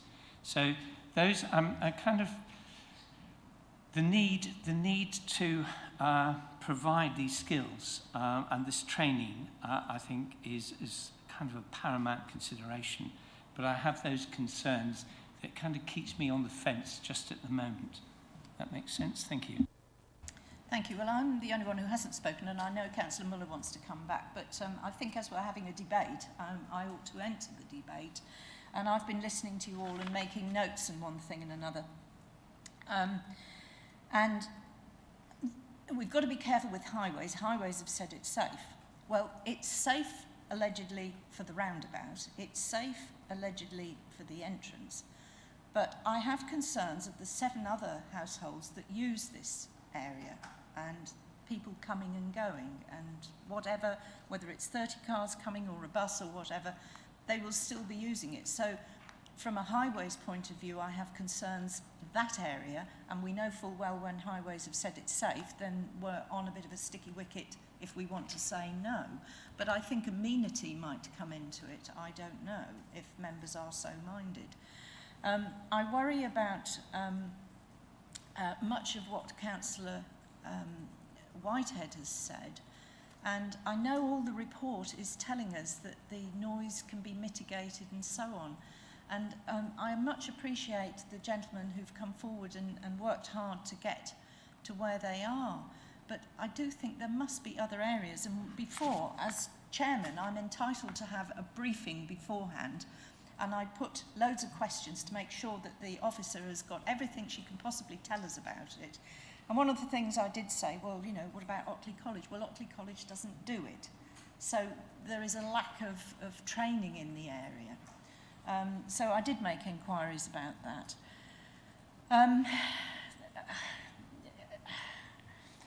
I can't sit on the fence much myself, but I'm stuck because I've always banged on about we're in a rural community and we need rural people to work. We can't have the top jobs for everybody, but we can have good quality jobs, training and apprenticeships. And I listen to people who are farmers that you may or may not know on our committee, and they've done their training on site with a telehandler, but there is a lot of other equipment. And I mean, I'm lucky I live in the countryside, but the farm locally has a lot of equipment, and I often hear it. Well, I accept that because that's a farm, and it's a working farm. But this is in a quiet area. I worry that we're industrialising agricultural land when it could still be used for grazing, be it sheep or pigs or whatever. And I just worry we've got all these other places that are clamouring for business, wanting them to use their sites. I just worry that we've got other sites that haven't fully been investigated. But again, that's not before us. This is what's before us, and do we want to vote this through? I'm sticking, but I know Councillor Muller was going to have another go at something, but somebody's got to come up with some idea or other shortly, because we've pondered over this greatly. So can we have Councillor Muller first? Thank you, Chair. Well, the applicant has already said that he spent several years trying to find other locations for this. And as I said, I totally accept what the residents and the parish council have to say, and also the ward member. But you raised the point again there, Chair. We have a drastic shortage of skills in these particular areas. And I personally, I think we need to look at that. And we do need these skills. We need these people trained so that we can grow the economy, etc. And you're right, we can only consider what is before us. I do accept the point about the access to the site, but as you say, highways have said it's acceptable. So considering what my colleague Councillor Caston and Councillor Warboys have said, overall, I would, if Councillor Caston was recommend approval, then I would second that. Are we opposed? Yeah. No. Yeah, I'm happy to propose, but what I'd like to talk about is a condition, because Councillor String has made a very good point that we could eventually find ourselves with steel-tracked excavators tracking across the site. It could be a lot noisier. It doesn't sound like that's what the applicant wants to do at all. So I don't think that would bother the applicant if we made some form of condition to safeguard against that. But I don't know if that's possible. If I may, Chair, thank you. Yeah, I've been working on various suggested additional conditions based on a variety of things members have said. So it doesn't specifically cover that, but a whole range of things, if I might carry on with that. So I've suggested a restriction on the height of container stacking, because I'm conscious that was mentioned. Some further information on horse manure storage and removal. Again, that was mentioned by members. Some fuel storage details. would suggest hours of operation again, so that we've got that controlled specifically, so we can agree the hours and know that that's restricted. That we install the advanced landscaping essentially first. That's one of the first things that happens on site. So again, appreciate landscaping takes its time to come in. If we can get it in first, that builds as much buffer period as we can. That we make sure we get the provision of the PV panels. And then perhaps critically to the discussion that's just come up is that I would suggest details to be agreed for equipment use, numbers and machinery, including interaction with the public right-of-way. So perhaps an agreed position where it crosses, how it's crossed, that it will cross in forward gear, that they'll be stopping, give way, all that kind of signage to make sure we've got absolute control over that. Does that cover the issues that have come up, or is there anything else I can... So, yeah, we've got a condition there talking about the number of vehicles, but we don't actually have a number or what's acceptable. How would we decide on that? Because... yes, so just as a kind of, I suppose, going back to the kind of amenity concerns that have been raised, the two conditions that we've kind of noted within the recommendation already include site management plan and independent noise assessment to be carried out prior to first use. Obviously, there was a noise assessment conducted as part of this application.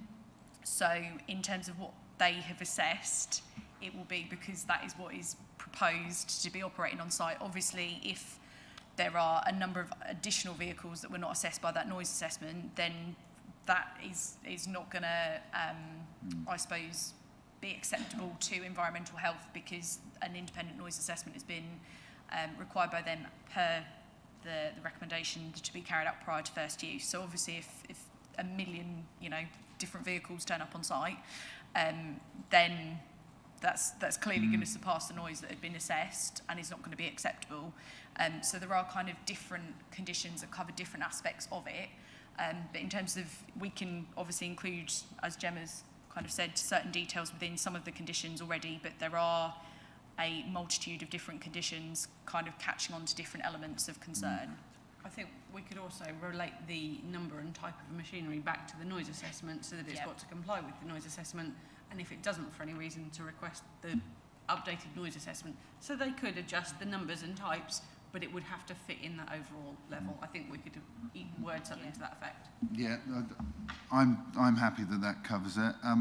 The time restriction, what would that look like? Would what days and hours? And would that just cover operating machines? It wouldn't cover the running of the business? I think we could certainly have a condition that covers it all. So well, I think it operating only hours really to kind needs of to be... cover the machinery side of things.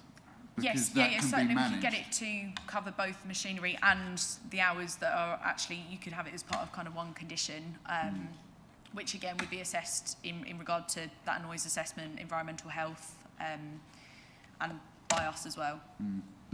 And the other thing that I was interested in is Councillor Mellon talked about the reversing signal of those machines. And I think for me that site would have to be white noise or something better. And definitely not... Can you explain so the public knows what a white noise is? So, as far as I understand, it's the difference between a audible beep when the vehicle's reversing and when the television's not tuned in, you get that...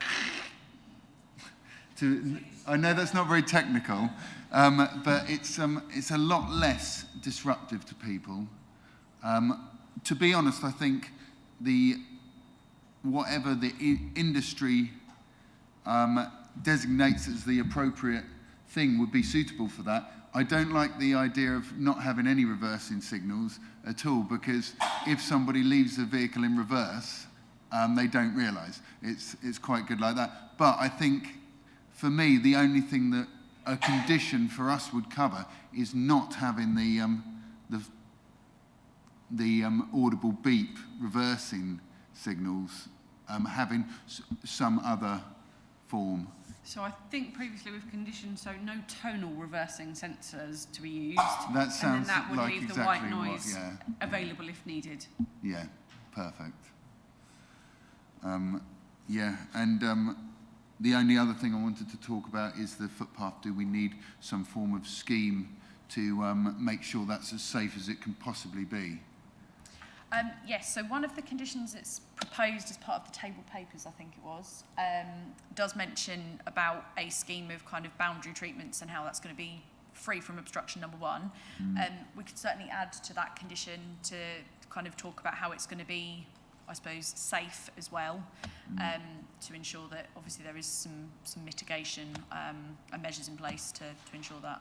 Yeah, I'm happy that that would be done by officers. So yeah, So you're proposing it on this? Yeah, I'm proposing it with the conditions we just talked about, which I think covers it.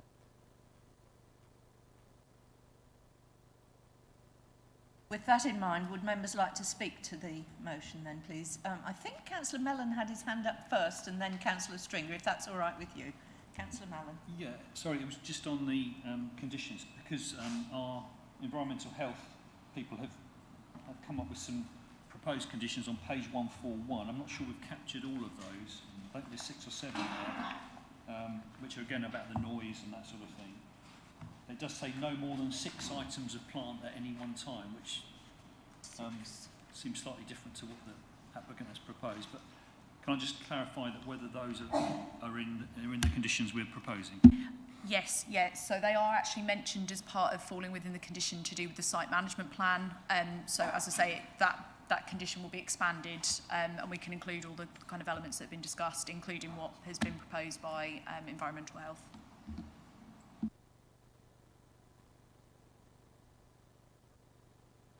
Yeah, thank you, Chair.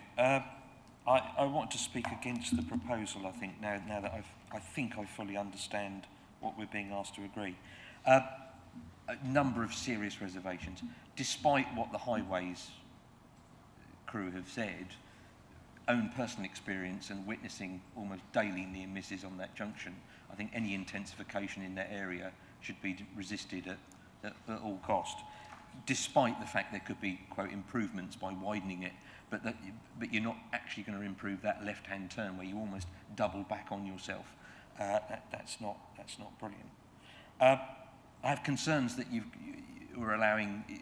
We applaud the intention to be off-grid, but if by off-grid we have a decade of diesel generators, that's not brilliant. So there's an element of, and equally, I'm not quite sure how Clargesters work in off-grid locations, because you can't afford to have an outage if you've got a Clargester. So there is an element immediately there that starts ringing alarm bells. We've got this conflict with the footpath. We've got conflict with what is quite, despite the A14 rattling past it, it's quite a very rural, dispersed area that's relatively tranquil, I'd have thought, in a river valley. I can't see that the District Council's Economic Development Department has done a sequential test and asked where this could be sited. I can think of 3 places in my own ward alone where this could be sited without any problem at all. My theory is what's going to be approved. That it will not be limited to one type of vehicle. There will be lots of different vehicles in and out of there doing different training. Why wouldn't you want it to be successful? If you're going to sacrifice land for industry and training, it needs to be able to be revved to the max. And you can't rev this site to the max because of how sensitive it is. Therefore, in my mind, we are in the wrong place. We are trying to insert something into where it will be too difficult.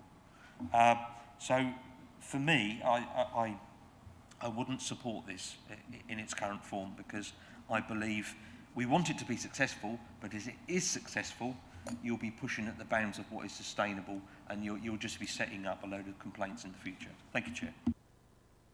Thank you, Councillor Stringer. Anyone else wish to speak to the motion? No. In that case, then, may we go to the vote, please, Alicia? Could I just check that members are okay with all the conditions as part of this proposal, or do you need Gemma to go through them again before we vote? Just, I believe that the generator's not been kept on the site for beyond a year is already conditioned in there.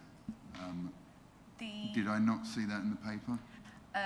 You've kind of confuse two conditions. So the container storage, not container storage rather, the temporary cabins, they're the things that are on there for only a year. The diesel generator, that is considered to be temporary, but we haven't got a condition on that.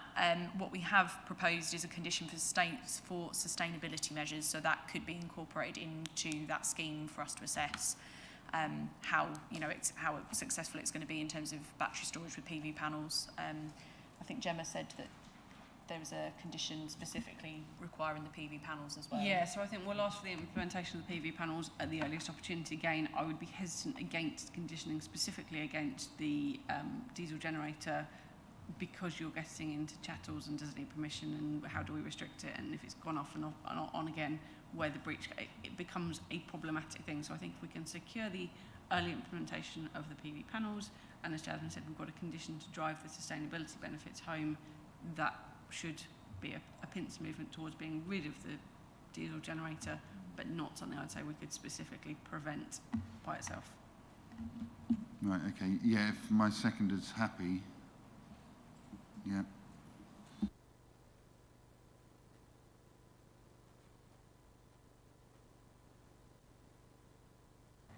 So just to confirm, everyone is okay with what we're voting on? Is that fine? Okay. Thank you, Chair. Members, that vote is now in progress.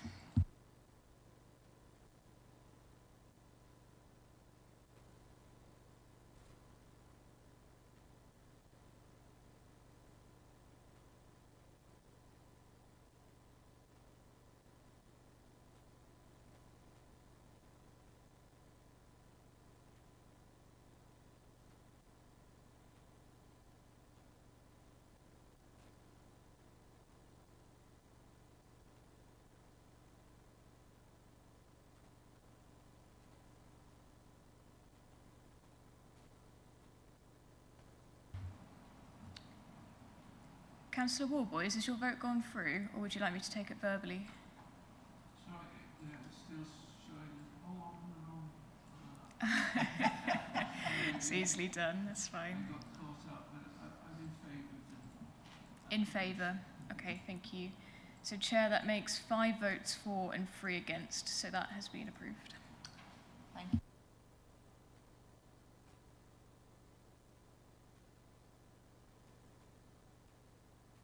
Indeed, we need to have a 10-minute break now for members.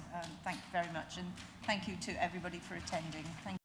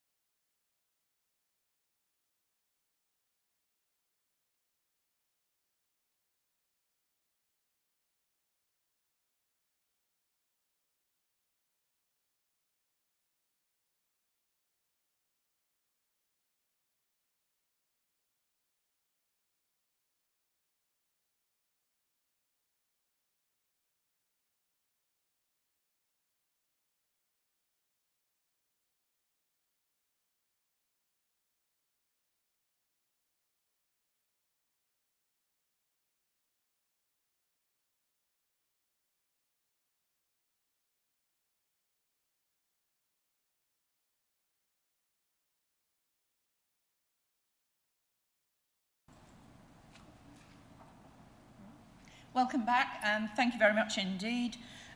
We now move on to the first case that we had, DC 22-04313, Unit 1, Gipping Way, Stowmarket. And I will now invite the case officer, Amelia Powell, who's presenting this for the first time to us for the committee, so we look forward to that. Thank you, Amelia. Off you go. Thank you, Chair. So I'm presenting a full planning application that seeks the change of use of a premises from retail to hot food takeaway, the installation of a new shop front and external plants.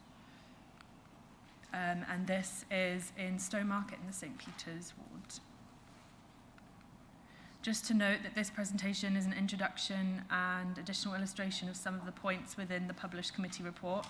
It does not supplement the committee report, and it acts merely as a springboard for debate. All applications must be assessed on their own individual planning merits after having had regard to all material planning considerations. So here's the site in a wider geographic context. Stowmarket is on the western side of the A14 and southeast of Bury and northwest of Ipswich. And more of a local context, the site is located in the centre of Stowmarket, west of the Stowmarket railway station, on the western side of Gipping Way. And immediate context, surrounding and within close proximity to the site, there are several existing pubs and bars, including the Queen's Head, the Stag Tavern, and Carbon nightclub. The site itself is just here, and Bury Street is essentially the centre of the town centre. The site is immediately next door to Pure Gym, with a public car park to the north and south of the site, with a total of 103 parking spaces. Bury Street is a primary street within Stowmarket town centre and is south of the site, and the site is accessible from Gipping Way. The unit was originally occupied by Aldi and more recently Poundland, and following a sustained period of vacancy, the unit was subdivided in 2020, so one half approximately is the Pure Gym, which is open 24/7, and the other half is currently vacant. There are residential properties just on the right there, and going on from that towards the north, there is an additional car park out of that picture. There is an existing restaurant, a Turkish and Mediterranean restaurant, Ella, and the nearest residential dwelling is 26.6 metres north of the site. Just there showing the restaurant and the closest house from the site. And looking along Union Street, at the end here is the car park that I was talking about before, and the other car park to the north of the site, and Gipping Way runs just along here.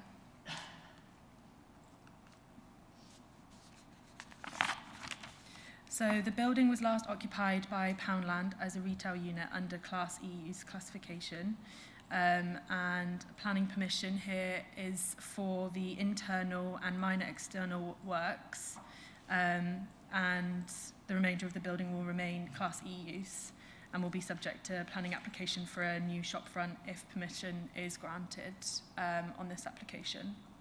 The total proposed ground floor space is 93 square metres. Constraints around the site, so it does lie within the Stowmarket conservation area, and there are several grade 2 listed buildings to the west, south and east, and a grade 2 star listed building southeast, which is the St. Peter and Mary's Church. So the site is within, as I said, the Stowmarket town centre, and the Stowmarket Area Action Plan states that for the purposes of development within the defined town centre, any retail frontage that is not on the primary shopping frontage will be considered as being within a secondary shopping frontage. So the site does lie on a secondary street, and so it is considered acceptable in accordance with the Stowmarket Area Action Plan for there to be a hot food takeaway establishment. So the proposed internal and external alterations are modest in scale. The principal and external elevation will be a replacement of the existing servicing doors with a new shop front to provide customer and staff entrance. A secondary access will be on the side elevation, which is the north elevation on there, but the main entrance will be on the west, essentially the principal elevation, which fronts the public car park. Internal alterations include the creation of a customer reception area, sales counter, and to the rear a new kitchen, which would include preparation and dispatch areas, baking ovens, dry and cold storage areas, a wash-up area, control hub, and staff toilet. Just showing the different areas of the floor plan. The proposed shop front is using what's currently already there, which is a wall and access door. It's a simple design, an aluminium frame and glazed door. It was previously not glazed with windows the same size as it was shelving, and in accordance with the Good Design Guide, they prefer not to have glazing with where there's shelving. And this is the side north elevation, which shows the side staff entrance and fire exit, and the extract grills and flues and the toilet extract and condensers.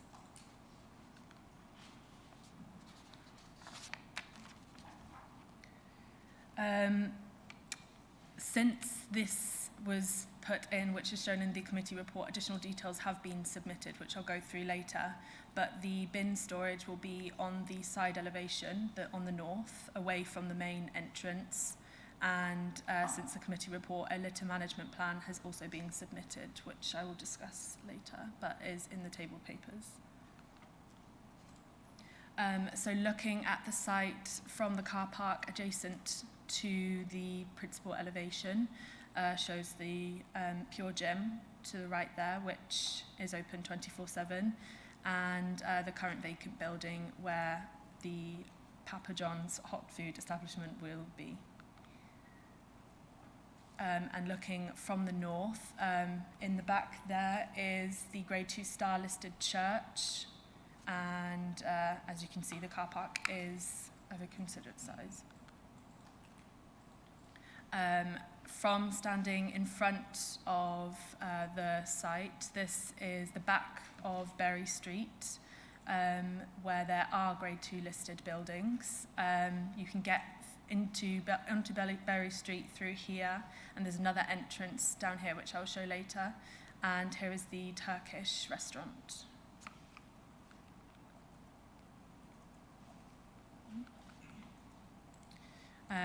As I mentioned before, existing links, which are pedestrian access only, come from Berry Street and Station Road West. From standing in front of the existing gym, which is the other half of the building, this shows the car park, and at the end just here is an entrance to Berry Street.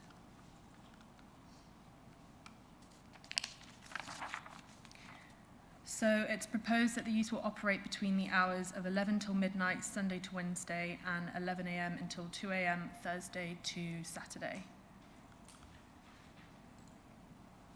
The takeaway establishment will provide jobs to 15 to 20 employees, with there being 6 to 7 members of staff in the store at any given point, as well as approximately 4 delivery drivers. The Papa John's have said that they will provide 2 to 4 parking permits for delivery drivers to utilise the adjacent public car park. And it is noted that there is not any specific on-site parking, but there's obviously 3 car parks within close proximity to the site. And I will come on to the cycle storage later. So the additional information that's been submitted since the committee report, there is fencing around the bins, and the proposal will utilise the existing area adjacent to the building on the side elevation, as well as a loading bay that's already there. and the bins will accommodate two 1,100 litre bins, and one will be for general waste and one for cardboard recycling, and the bins will be emptied on a weekly basis. To prevent pests, refuse bins will be lockable wheelie bins, and the applicant has a standard contract with Pest Control Agency to control and manage the presence of vermin around the premises. And since the committee report, the cycle storage has also been submitted, so there's 2 bike racks on just the principal elevation where that is there. Just to note, there is a typo in the tabled papers. 2 racks equates to 4 cycle spaces, which is in accordance with Suffolk parking guidance. So the site has been vacant since its former use of Poundland and prior to that Aldi, and the proposal will bring back the use of a vacant floor space into economic use in a town centre. This will therefore support the vitality of Stowmarket town centre as well as providing jobs for local people. The takeaway established would also be beneficial to Stowmarket's nightlife economy, with the site being accessible from local pubs and the nightclub Carbon located near Stowmarket railway station. Although there are other fast food restaurants in Stowmarket, none are in direct proximity to where this proposed Papa John's restaurant would be. The proposal would enhance natural surveillance and provide a sense of security and safety for locals and visitors, therefore enhancing inclusivity into the area. And the takeaway establishment would provide supervision of the existing car park, particularly at night. And although there is likely to be additional activity in the area that may or may not generate antisocial behaviour, conditions listed in the committee report have been suggested to minimise this risk. And it should also be recognised that this site lies within the town centre where noise and late night activity is typical, particularly at weekends. In summary, it's not considered that the proposal would result in any significant impact on highway safety, amenity, heritage assets, the environment or biodiversity interests to warrant refusal. Therefore, recommendation is to grant permission. Thank you, Chair. Any questions? Thank you very much. I think I did ask in the briefing for you to mention about the hours, that although they're 2 separate things, they may well need a licence for operating food late at night. I didn't recall you mentioning that then. Did you mention it and I missed it? I'm sorry. Because they are 2 separate things, but the public need to know that the licensing is required and they need to apply for it. Yes, so because it's open past 11 p.m, they would require a licence, but it's not a planning matter and can be dealt with separately. No, but equally, when you see hours on here for planning, and people go, yeah. And unfortunately, being chair of licensing, we also sort of tend to have a nose into these sort of things. But very well presented, thank you very much. I do have 2 questions, and you're not getting away with it. You said, excuse me, committee, if I may indulge, you said the staff toilet. Will this be usable by a disabled person? Will that be appropriately designed, do you know? I know that it's all on a ground floor layout and there are no stairs within this ground floor layout, and so it would be accessible, but I'll need to double check if it's accessible. We need that. And the other thing is, you say there are no stairs, but on the side of one of the photographs you showed, there were stairs going up to to where the staff come in. So is there a ramp there, or did I miss that again? I did look twice at 2 of the pictures you put up there, because you know, not all users might be able to use stairs. Do you know if that's the case?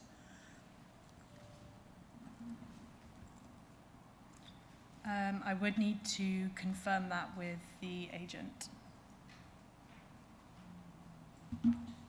Yeah, I was just looking at the plans. It looks to me like the WC has got sufficient space for turning space. It's quite large. It would depend on the design and layout, but I think yeah, it does look like it from the plan. I mean, without measuring, but that does appear to be the case. And again, just looking at the access, although the staff access does have the steps, we have obviously got the front door is flat level access, which again, presumably you would be able to get in the building. It might just depend on which access you go in, unlocking and protocols, but yes, it looks like it. District Council, we need to make sure that we cover everything. Absolutely. Well, by anybody's standards. Sorry, so does anybody else have a question? Councillor Castle.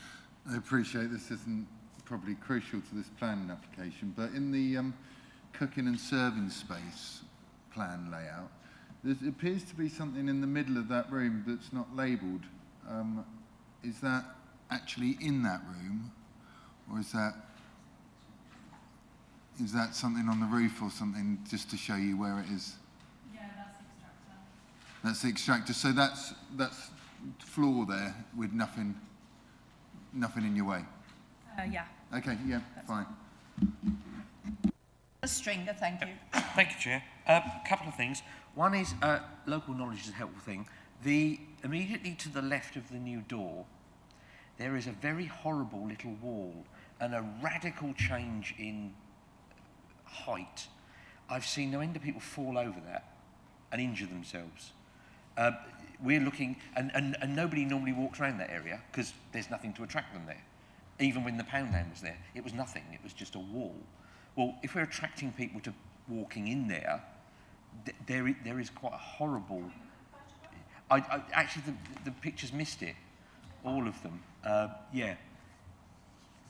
Because it was built to accommodate a 45-foot lorry. No, that's not it. No. I don't think there is... Oh, it's just missed it. It's there. It's underneath the... It's there. That bit there. You can see it. Where that little wall is, that wall's not big enough for you to not fall over. You can fall over it. And if you do fall over it, you drop down into that pit where they used to take lorry containers into the supermarket. That area there is... Loads of people trip up on it. There's no easy, safe way to sort of walk into that area from the car park. And if we're going to intensify that use, that ought to be safe. Can we bring that into debate, for example, lighting or something like that as well, an additional fence one other or thing, something? I notice normally on these, if we're talking about introducing hot food takeaway till 2 in the morning, we normally get a comment from the police to say that it's easy to police. At the moment, in Stowmarket, all of the hot food takeaway is in one street, and it makes it very easy to police, whereas what we're now doing is introducing hot food takeaway into a subordinate street. We would normally have a comment from them to say, this is perfectly acceptable, or we see some conflict here. So the question is, were the police approached? Consulted. The other thing is, I certainly get a bit of correspondence living rurally. This is the most popular car park for people that shop in Stowmarket from our end of the world. They're getting increasingly frustrated about not being able to get a parking space here now because of all the free permits given to users of the gym. So there's another loss of parking spaces here now for permits for the delivery drivers. So there's going to be cars zooming in and out delivering pizzas to all and sundry. So has economic development commented upon that loss of more parking spaces for shoppers into the town?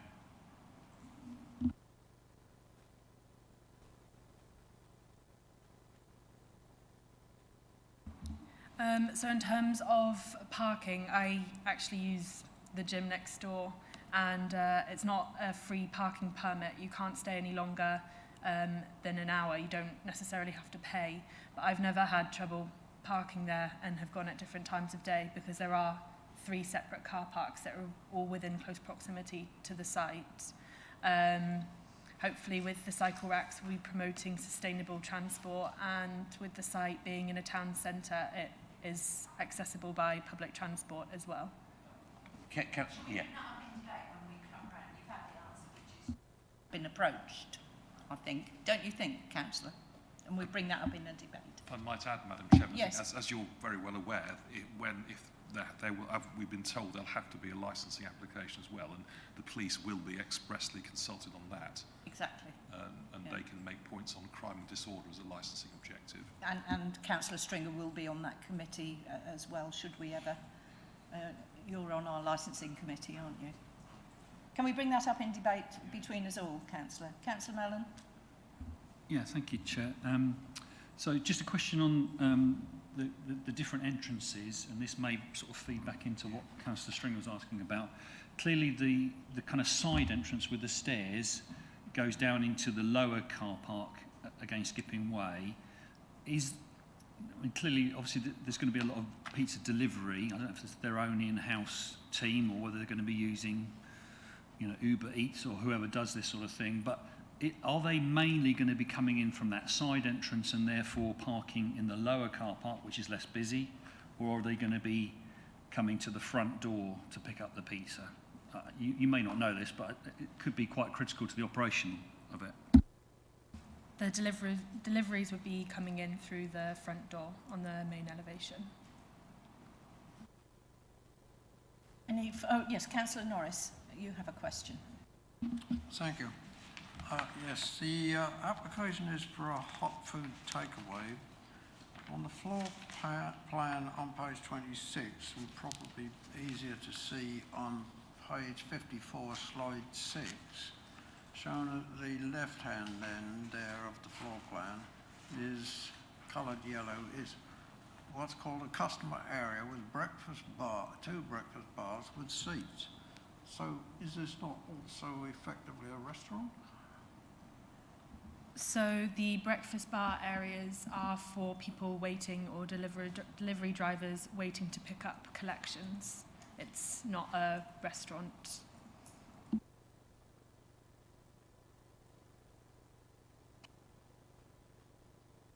Thank you, Chair. Just one quick, it hinges on what Councillor Stringer was referring to in terms of security. Is there additional lighting planned to be outside? The level of lighting in the car, I have walked through it once, I think, and the level of lighting isn't terribly high. So would there be additional lighting?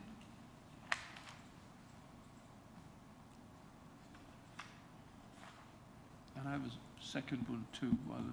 So I think Amelia's just checking. If you want to go with the second question, then perhaps Amelia will look at. Yes, I got some questions really about the sort of delivery. The temptation for a delivery driver would be to pull in at the side of the building, not into the car park at all. You know, just so that... What is the question? The question is would that be permissible, or is it sort of described as a no waiting, no parking area? The side immediately by the low wall and the steps. And the steps, yes. The applicant's agent has confirmed in the planning statement and that the delivery drivers will be using the public car park to the front of the site. And your other question regarding the lighting, no further lighting has been proposed, but I assume if planning permission is granted when they put in their add consent application, whether this is illuminated lighting or not, that will be covered then. But with there being the gym already there and residential houses and a restaurant already, there is sufficient lighting round that part of the site for delivery drivers and visitors. Well, we can debate that, can't we, Councillor? Okay, so have we finished with our questions at the moment, and can we move into debate? Thank you very much for that, Amelia. And was there are we short of an answer to any of the questions, or did we get them all? Sorry, I just sort of lost it. I think we all got the answers, but whether we like them or not might be a different thing. Who'd like to kick off with that then, please? Councillor Muller. I should have perhaps declared I am actually Vice Chair of the Stowmarket Town Council Planning Committee, and we did discuss this, and the Town Council fully supported this application. But I do take on board the comments of colleagues that have actually said there, particularly the wall that Councillor Stringer sort of mentioned, and the parking. But generally, personally, I have got no objections to this particular application, Chair, and I'll listen to what other people might have to say. Thank you for that. Councillor Carston, thank you. Thank you very much. Yeah, I think this improves the area. It is starting to look a bit run down in that area with the, I believe that's all vacant at the moment, and I think it will just improve the area. When I first started looking at this, what worried me was, I don't know if it's licensing or whether it's planning, But what worried me is people leaving Carbon nightclub, turning right towards Union Street and climbing up that wall and going across the vegetation, whatever that is, to cut the corner into it. It's difficult really, because what are you going to do? Put a pathway there, put a larger fence or anything. But it's almost a little bit better than them coming round the cancer side of Stowmarket and cutting through for them to stay on that road. But I don't know whether that's something that we need to be thinking about here, because let's give people the benefit of the doubt to use the proper pathways. Yeah, shall we just ask Gemma, because I mean one or two of the councillors have brought up the issue of the low wall. We might have to suggest as a condition we put up a fence, you know, a metal fence or something, I don't know. I think there is a fence where I'm talking about, but it's not a fence that will defeat a 20-year-old. But that's not what planning's about, you know. I mean, you know, if you want to break your neck, that's up to you. Yeah.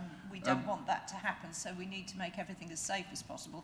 And Councillor Stringer brought up, or one of you gentlemen brought up lighting, and I think although it was considered suitable at the moment, I don't see there's any harm in putting another light on the corner, do you, from Papa John's? But let me hear the debate for what other people think, and then they can climb the fence in safety. To sum up, I think it improves the area. I think it's something that I support.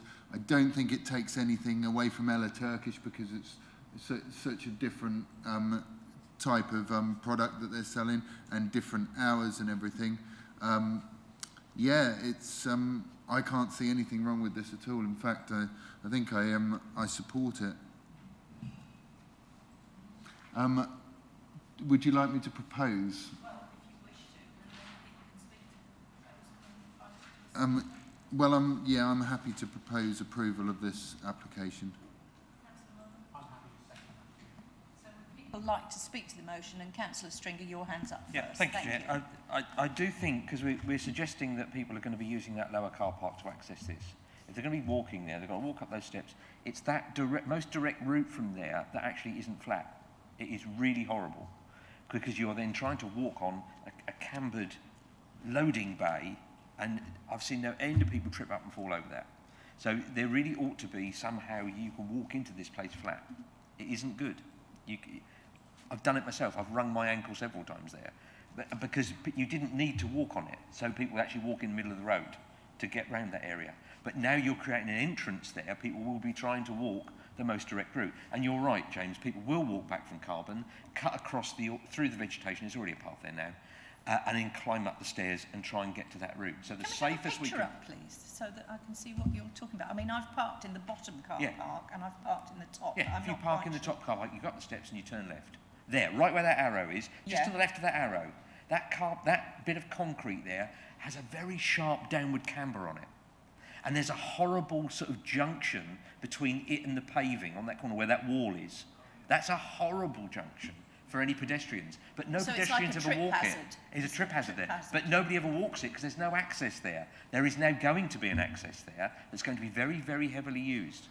So it would be really helpful if there was a path. You can see it there. You can actually see the shadow on the trip hazard right there. Oh, I've got you. So, you can see it's horrible.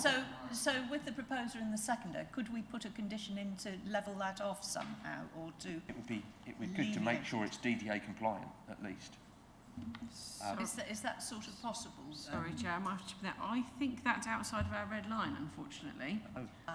So I think we're going to run into difficulty there. Right. However, it's all owned by the council, is it not, Amelia? The whole area. So I think we could gladly take that away to our Essex colleagues and resolve that way. Can that be a note on the I think absolutely, and I'm sure Amelia can speak to them directly with and insider have that, knowledge, perhaps take them out on site, given us this information. Absolutely. Okay. Second point, we are now introducing hot food takeaway to this area. There is no hot food takeaway around that area at the moment, is there? Not in that area exactly around that. No. By Berry Street, yes, but not directly in that car park. I do have some concerns about residential amenity at 2 o'clock in the morning. People, you know, queuing up for pizza, and also you've got that mixture of people using the 24/7 gym, which is, that's why I would really like to have seen a comment from the police to say, actually, these two will rub along together brilliantly. I know we've got the licensing bit to come, but actually planning is also about what you use a building for, and you try and iron out crime before you even start with planning. The bit I come to, those residential amenity, 2 o'clock in the morning is actually really quite late for there to be a lot of traffic going in and out of this. The gym, people will come and go quite quietly, I would imagine. This seems to be a whole other area of magnitude. Often pizzas are delivered not by cars. I mean, they want car parking spaces for delivery drivers. They're often used mopeds and stuff to do this with, which also are, you know, relatively not noisy. They can disturb people. And there's residences 26 metres away from this. This is really quite close. So does it really have to be open till 2 o'clock in the morning?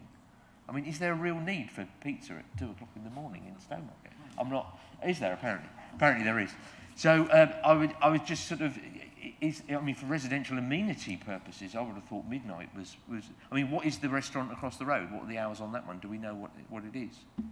The restaurant across the road is open until 10 p.m, from 4 till 10, Tuesday to Sunday. But the nightclub, which is next to the station, which is less than 10-minute walk away, is open till 4 o'clock in the morning. And people will be walking that way through town for the other takeaway establishments within the town centre of Stowmarket. And the gym itself is open 24/7, so people are coming. They won't be walking that way to the other fast food. Not at all. They'll be walking across the pedestrian crossing, and then turning left into the town. But also that gym itself is open 24/7, so there are people coming and going on all kinds of transport 24/7 from there, which is directly next door. And I understand it is a bit further away from the residential houses, but it would be using the same car park. Okay. Well, I think we've got the information that we need to make a judgment on it.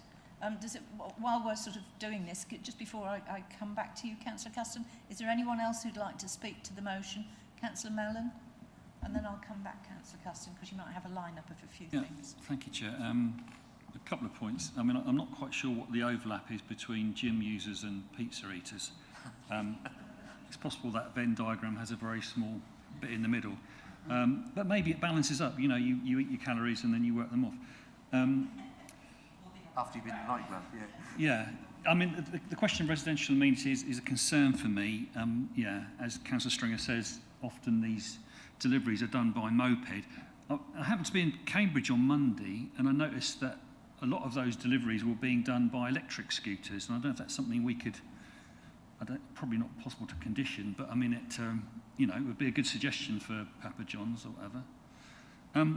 The other thing I just wanted to mention was, I understand under the original permission for this building, there was supposed to be some steps at the other end of the building going down onto Gipping Way, which were never sort of actually built.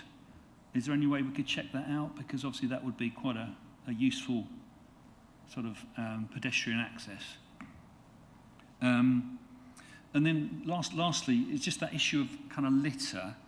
And I note that they've committed to do a litter pick between 11 and 12 each morning, and then there's going to be provision of a bin. But that seems to be inside the customer area. I would have thought that a customer being outside would perhaps be more useful in terms of, stopping litter sort of. Amelia, can you correct us on that? I thought it was in the car park. They were going to go round in the car park. Yes, it is in the car park, and I've had long talks with the applicant's agent regarding litter, and I'm satisfied that the litter management plan is acceptable and it will be covered by conditions, and the litter situation will be reviewed in 12 months after the opening of the establishment if permission is granted. Yeah, I mean, my experience of when McDonald's opened in Stowmarket is it wasn't the immediate area. It was when people had finished, their burger and chucked the wrappers out the window on the way to Bacton. So I don't know what we could do about that, but obviously that could be part of the review, I guess. If Papa John's packaging has been turning up all over mid-Suffolk, we know, where the problem started from. Yeah, I agree with Councillor Custon that, you know, it would be good to get this building back into use and get that area working and looking better. I think the trip hazards need to be dealt with if we possibly can. But otherwise, just that concern about residential amenity, really, that's my main concern. Can I ask Councillor Stringer a question? Excuse me. What time does the... because I remember going back to licensing, we refused a burger bar outside... What was... Oh, I don't know what the name of these nightclubs are. Carbon. Whatever. What time does Carbon finish, is my question. What time should it finish? They're allowed to go on till 4 in the morning. Are they indeed? Yeah. Okay. Yeah. And so that was my question to you. And second question, is there any food outlet out there? Because again, I recall, I'm sorry, my memory's not what it used to be. We did restrict certain food. Yeah, the Carbon has its own internal food operation. Yeah, okay. So my question now goes to Gemma, if the proposer and seconder are comfortable, bearing in mind we know licensing is different, can we alter the hours in planning now, and then as they apply for a licensing, if the licensing committee decide to amend it again, they can so as they wish? Yes, you can apply whatever condition you feel comfortable with, normal tests of condition, reasonable, necessary, and so on. What I would just say is planning and licensing, they need both. So we can well, go we on know, planning. we know. Yeah. Yeah. So just that if licensing grant later and we've said midnight, well, they're then going to have to come back and adjust it with yeah, planning. but it might give comfort to us as planners. Yes. We've perhaps reduced the hours because that has been mentioned as a time. What do the proposer and seconders think about us being able to do that, bearing in mind that you're also on the licensing? If I may, Chair, I think there is a fine line between licensing and planning. I think my main concern here, and I presume this is really more of a licensing issue, the other establishments in the main Ipswich Street, they do stay open much later than 2 o'clock. Well, that can come under licensing, That's but I'm licensing, talking about planning here today. Do Yeah. planners, would they feel more comfortable if a decision was made to reduce the hour? I'm seeing Councillor Castro. I wouldn't be more comfortable. I think that's something for licensing. I think that people need to sit in a committee room with all the information in front of them in regards to that. One thing, I don't know from these plans if the wall, the sort of a pier or whatever you call it, coming off that building, whether that's being removed. It looks like it is being removed, but I'm just thinking that that's if that's turning into a pizza. Have you got that? I can see exactly what you mean. I'm on slide 4 on page 52, and there does appear to be more of a pier and then a, dare I call it, wiggly line coming away from it. You can pop it up, could you, please? Could you pop that up? Brilliant, thank you. It's yeah, you just see it on the right there, and that that goes about, I don't know, 8 metres, maybe not quite 6 metres, out to the towards the car park.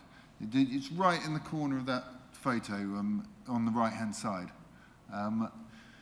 People are going to sit on that and eat their food, and it's potentially going to cause people to confront each other, eat their food, drop food, fall off backwards and bang their heads. I don't know if that's going to be taken away. It looks like it's been taken away, but I think it would be a really good idea to remove that. So as the proposer, is that what you're suggesting as an extra condition? I'd like to put that to the committee and see what they think about it. What I'd do is I'll condition it now, but when we talk about the proposal, if anyone thinks it's a terrible... They can talk to the... Yeah, they can talk to it, but I think that's got to go because it... Right, sorry, I would propose an informative as opposed to a condition if we're comfortable with that, just because of our red line situation. We're sort of getting into knots that are more difficult to deal with. And bearing in mind it is council-owned land, that I feel would give us the security to know that we could take that away separately rather than a specific condition, if that's acceptable. Right, so does anyone else wish to speak to the motion that we've got on the table now, which is a recommendation? Yes, Councillor Warboys, thank you. look at this wall and the raised curb. And strangely enough, there is a man walking down that side of the road. So he's actually across this raised curb and going down to the other car park. I think I would just like to be really clear in my mind. I think that raised curb should be removed. I think the wall could be shortened. And I think in order to sort of make that area safer, there should be some sort of additional lighting to make sure it's actually clear, and it may actually stop people loitering. My concern is late night Councillor revelers. Warboys, we can do the lighting, but the other bit is outside this application. We're going to put a note, an informative note, because Mid Suffolk own that land, but that's outside this application. But the lighting, we can ask for a light to go on the corner of Papa John's, because that's within it. And then the members are going to take it away as Mid Suffolk owns the land to try and get those other issues which everybody has just spoken about. Okay. Yeah, is that fair enough? Yes. Thank you. Councillor Stringer, we must move on, really. Yeah, of course. I just want to help. Yeah, your red line doesn't allow you to do anything with that wall, or even the front piers of the building, because it's not in the red line. What I don't understand, this is difficult, so obviously the applicant has served a notice on Mid Suffolk, but there's no blue line here, because normally the ownership of this is all one person, which is this council. But what's odd is we're not allowed to then condition anything in a blue line, because there isn't a blue line, because it's not within the gift of the applicant, even though we own the site the applicant's on. That's really, if it should have been our application, we'd have been able to condition what was in the blue line, because we'd have had to declare that blue line. So that's all a bit messy. Just to saying to Councillor Casson, you can't take the wall away, because it's holding up the footpath because of that radical difference in height. If you took it away, you've got a massive, you'll fall into the loading bay, because it is probably about a metre deep at that point. So perhaps we ought to just leave the officers to look to see how an improvement can be made. If anything, the wall ought to go higher to stop you being able to sit on it or throw anything over it. That's what I said about railings or something. An informative note. I think we've done this one to death at the moment. So we have a proposal and a seconder with an additional light. Was that one of the things? And two informative notes, of which one was the wall, one was the curb. The informative notes to go to the council, isn't it? I also think, I think it was Councillor Mellon said that originally there was a footpath meant to come around the back of... To inquire whether that's... Yeah, because that brings people away from those houses that are going up there if they are going the roadway. Have you got that, Gemma? I have. I'm just trying to phrase the position of that footpath. So it's to the rear of... It's to the rear of the... Do you want to, the other end of... No, I don't need to go that far, Catherine. Just trying to... It's the other end of the building. It's the other end of the building. It's going down to the right of the Pure Gym entrance. It would take you into that bottom car park, and then you've got stairs coming up already for the from the lower car park into that area. It would just be some way of getting through into that car park early on. Yeah, no, I think I've Is got that that in that clear? case. Yeah, no, that's Yeah. fine. So, yeah, we've got the recommendation on page 35 with an additional condition for additional lighting and an informative, and I've used the word to address, so whether that's removed, higher, different, but essentially to address that problem on the wall adjacent to the entrance and the curb, and the provision of footpath to the rear of the building adjacent to the Pure Gym entrance. Are you happy that that would be an informative to us internally, or would you like that on the decision? Yep, fine. Can I just clarify? My understanding, and it may well be wrong, but I'm sure somewhere in the planning department there is this document, there was supposed to be a set of steps going down the other end of the building down to Gipping Way. No, but I think it said at the rear and going down to the lower car park. I think it was straight from Gipping Way up to the right of the entrance of the Pure Gym. Okay, so yes, I said to the rear of the building adjacent to the Pure Gym entrance. Yeah. Is that? Yeah. It's not the rear though, it's the side. Side, okay. To the rear of the building. Sorry to be pedantic. But it's adjacent to the Pure Gym entrance. If I just leave it as adjacent, is that close enough? I think Amelia seems to know. Well, yeah. vote then, please. Thank you, Chair. Members, that vote is now in progress. It will be showing as blue on your app, and it will be above the last vote that we just did.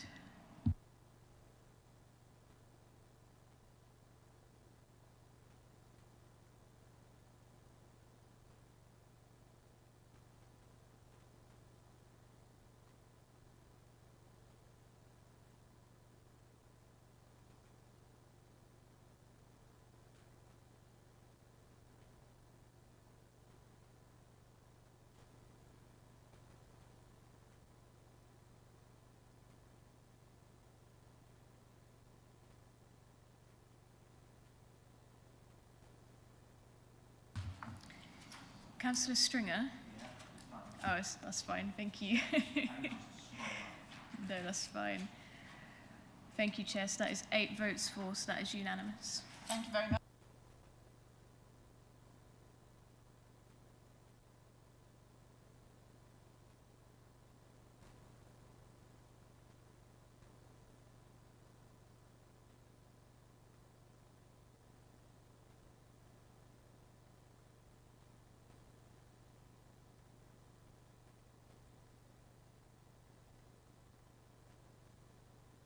What's the word I'm looking for?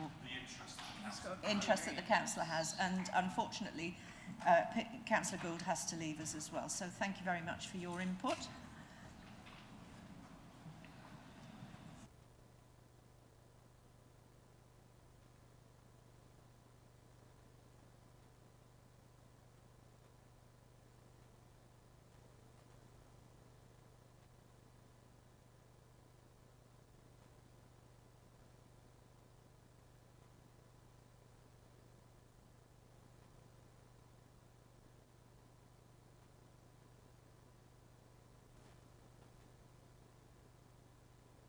We're just checking we are still quorate despite ward members and other members leaving.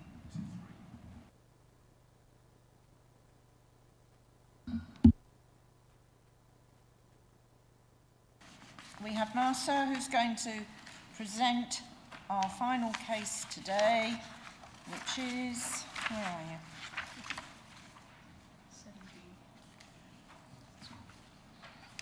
There we are, DC 21-06824 land.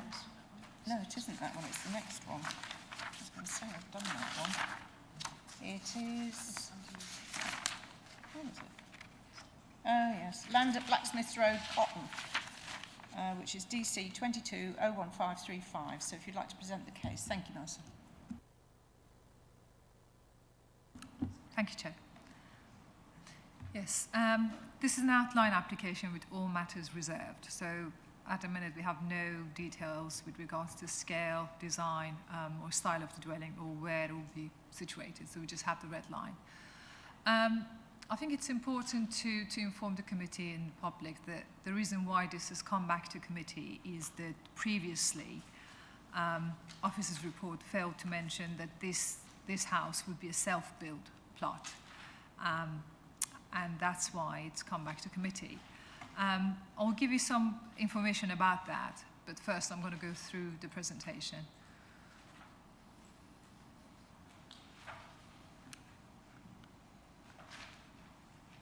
So the application site is situated in the countryside, and as you can see, the character of the site is semi-rural. It becomes quite open and exposed to the south and southeast. It has a road frontage, but we have no detail with regards to access. Access is reserved. But there's relatively a straight stretch of road, so probably slightly the visibility displays could be achieved. This is a wider context of the site, and also this is the red line and the relationship between the nearest built-up environment. You can see the settlements of Cotton and Bacton on either side of the application site. It's in fact closer to Bacton than it is to Cotton, but in any case, it's situated in an open countryside and belongs to neither. You can see the visibility displays demonstrated here. This is, again, to reiterate, this is the only information we have available at hand. And these are some photos taken from various points on Blacksmith Lane. As you can see, it's quite rural in character, especially on this side of the Blacksmith Lane. Office's recommendation is refusal. Nothing has changed in terms of our assessment and our considerations for policy. Consideration has been given to the fact that this is a self-built plot, and there is a statutory duty upon the local governments, local authorities to have regards to self-build and custom-built plots and to keep a register. This application, or rather the applicant, is not on the register, but that doesn't mean that we wouldn't accept that this is a self-built plot.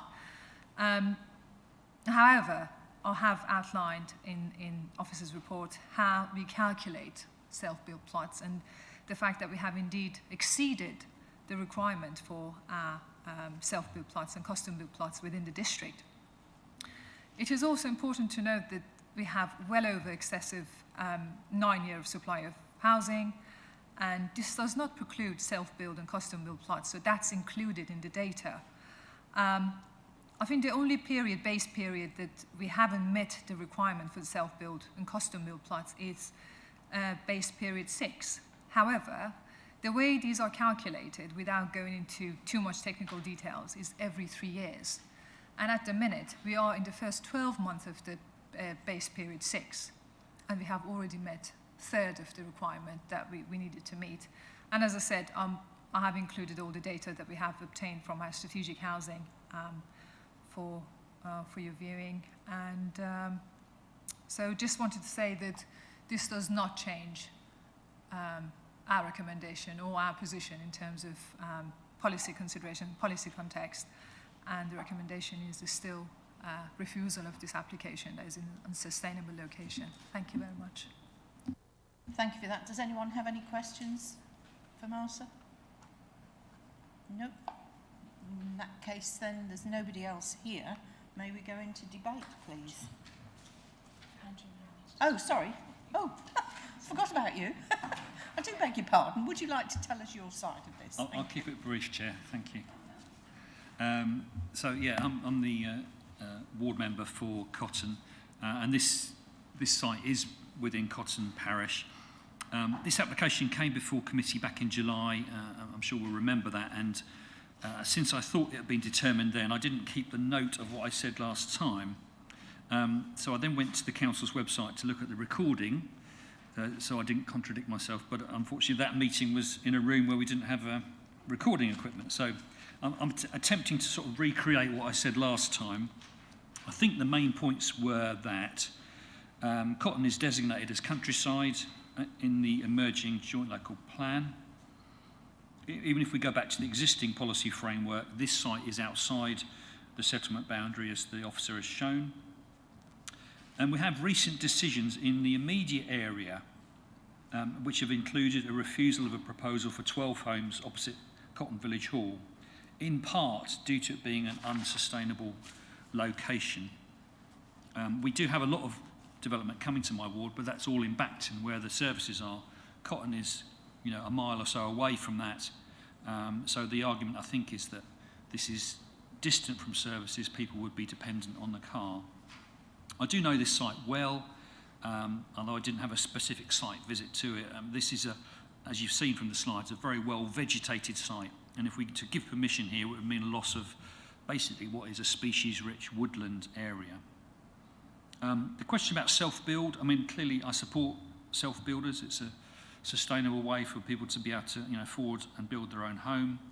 But there have been quite a number of self-build sites, even along this piece of road in the past. Sites have gained permission when we didn't have a 5-year land supply. So this one, I think, doesn't stand out particularly as being one that benefits the land supply. Even though it's self-build, there is provision for these elsewhere in the district. And so I'm sort of against development on this site. Thank you. Thank you very much indeed. Any questions for the ward member? No, in that case we can now go into debate. Thank you for your information on that too. Thank you very much. Councillor Moller? In view of what the planning officer and also the ward member said, he's against this application, and therefore I would actually move that we refuse it, as requested by the planning officer's report. Thank you for that. Councillor Norris? Thank you very much indeed, Councillor Norris. I think there's nothing more to be said. If we're all happy with that, may we go to the vote, please? Thank you, Chair. Members, that vote is now in progress.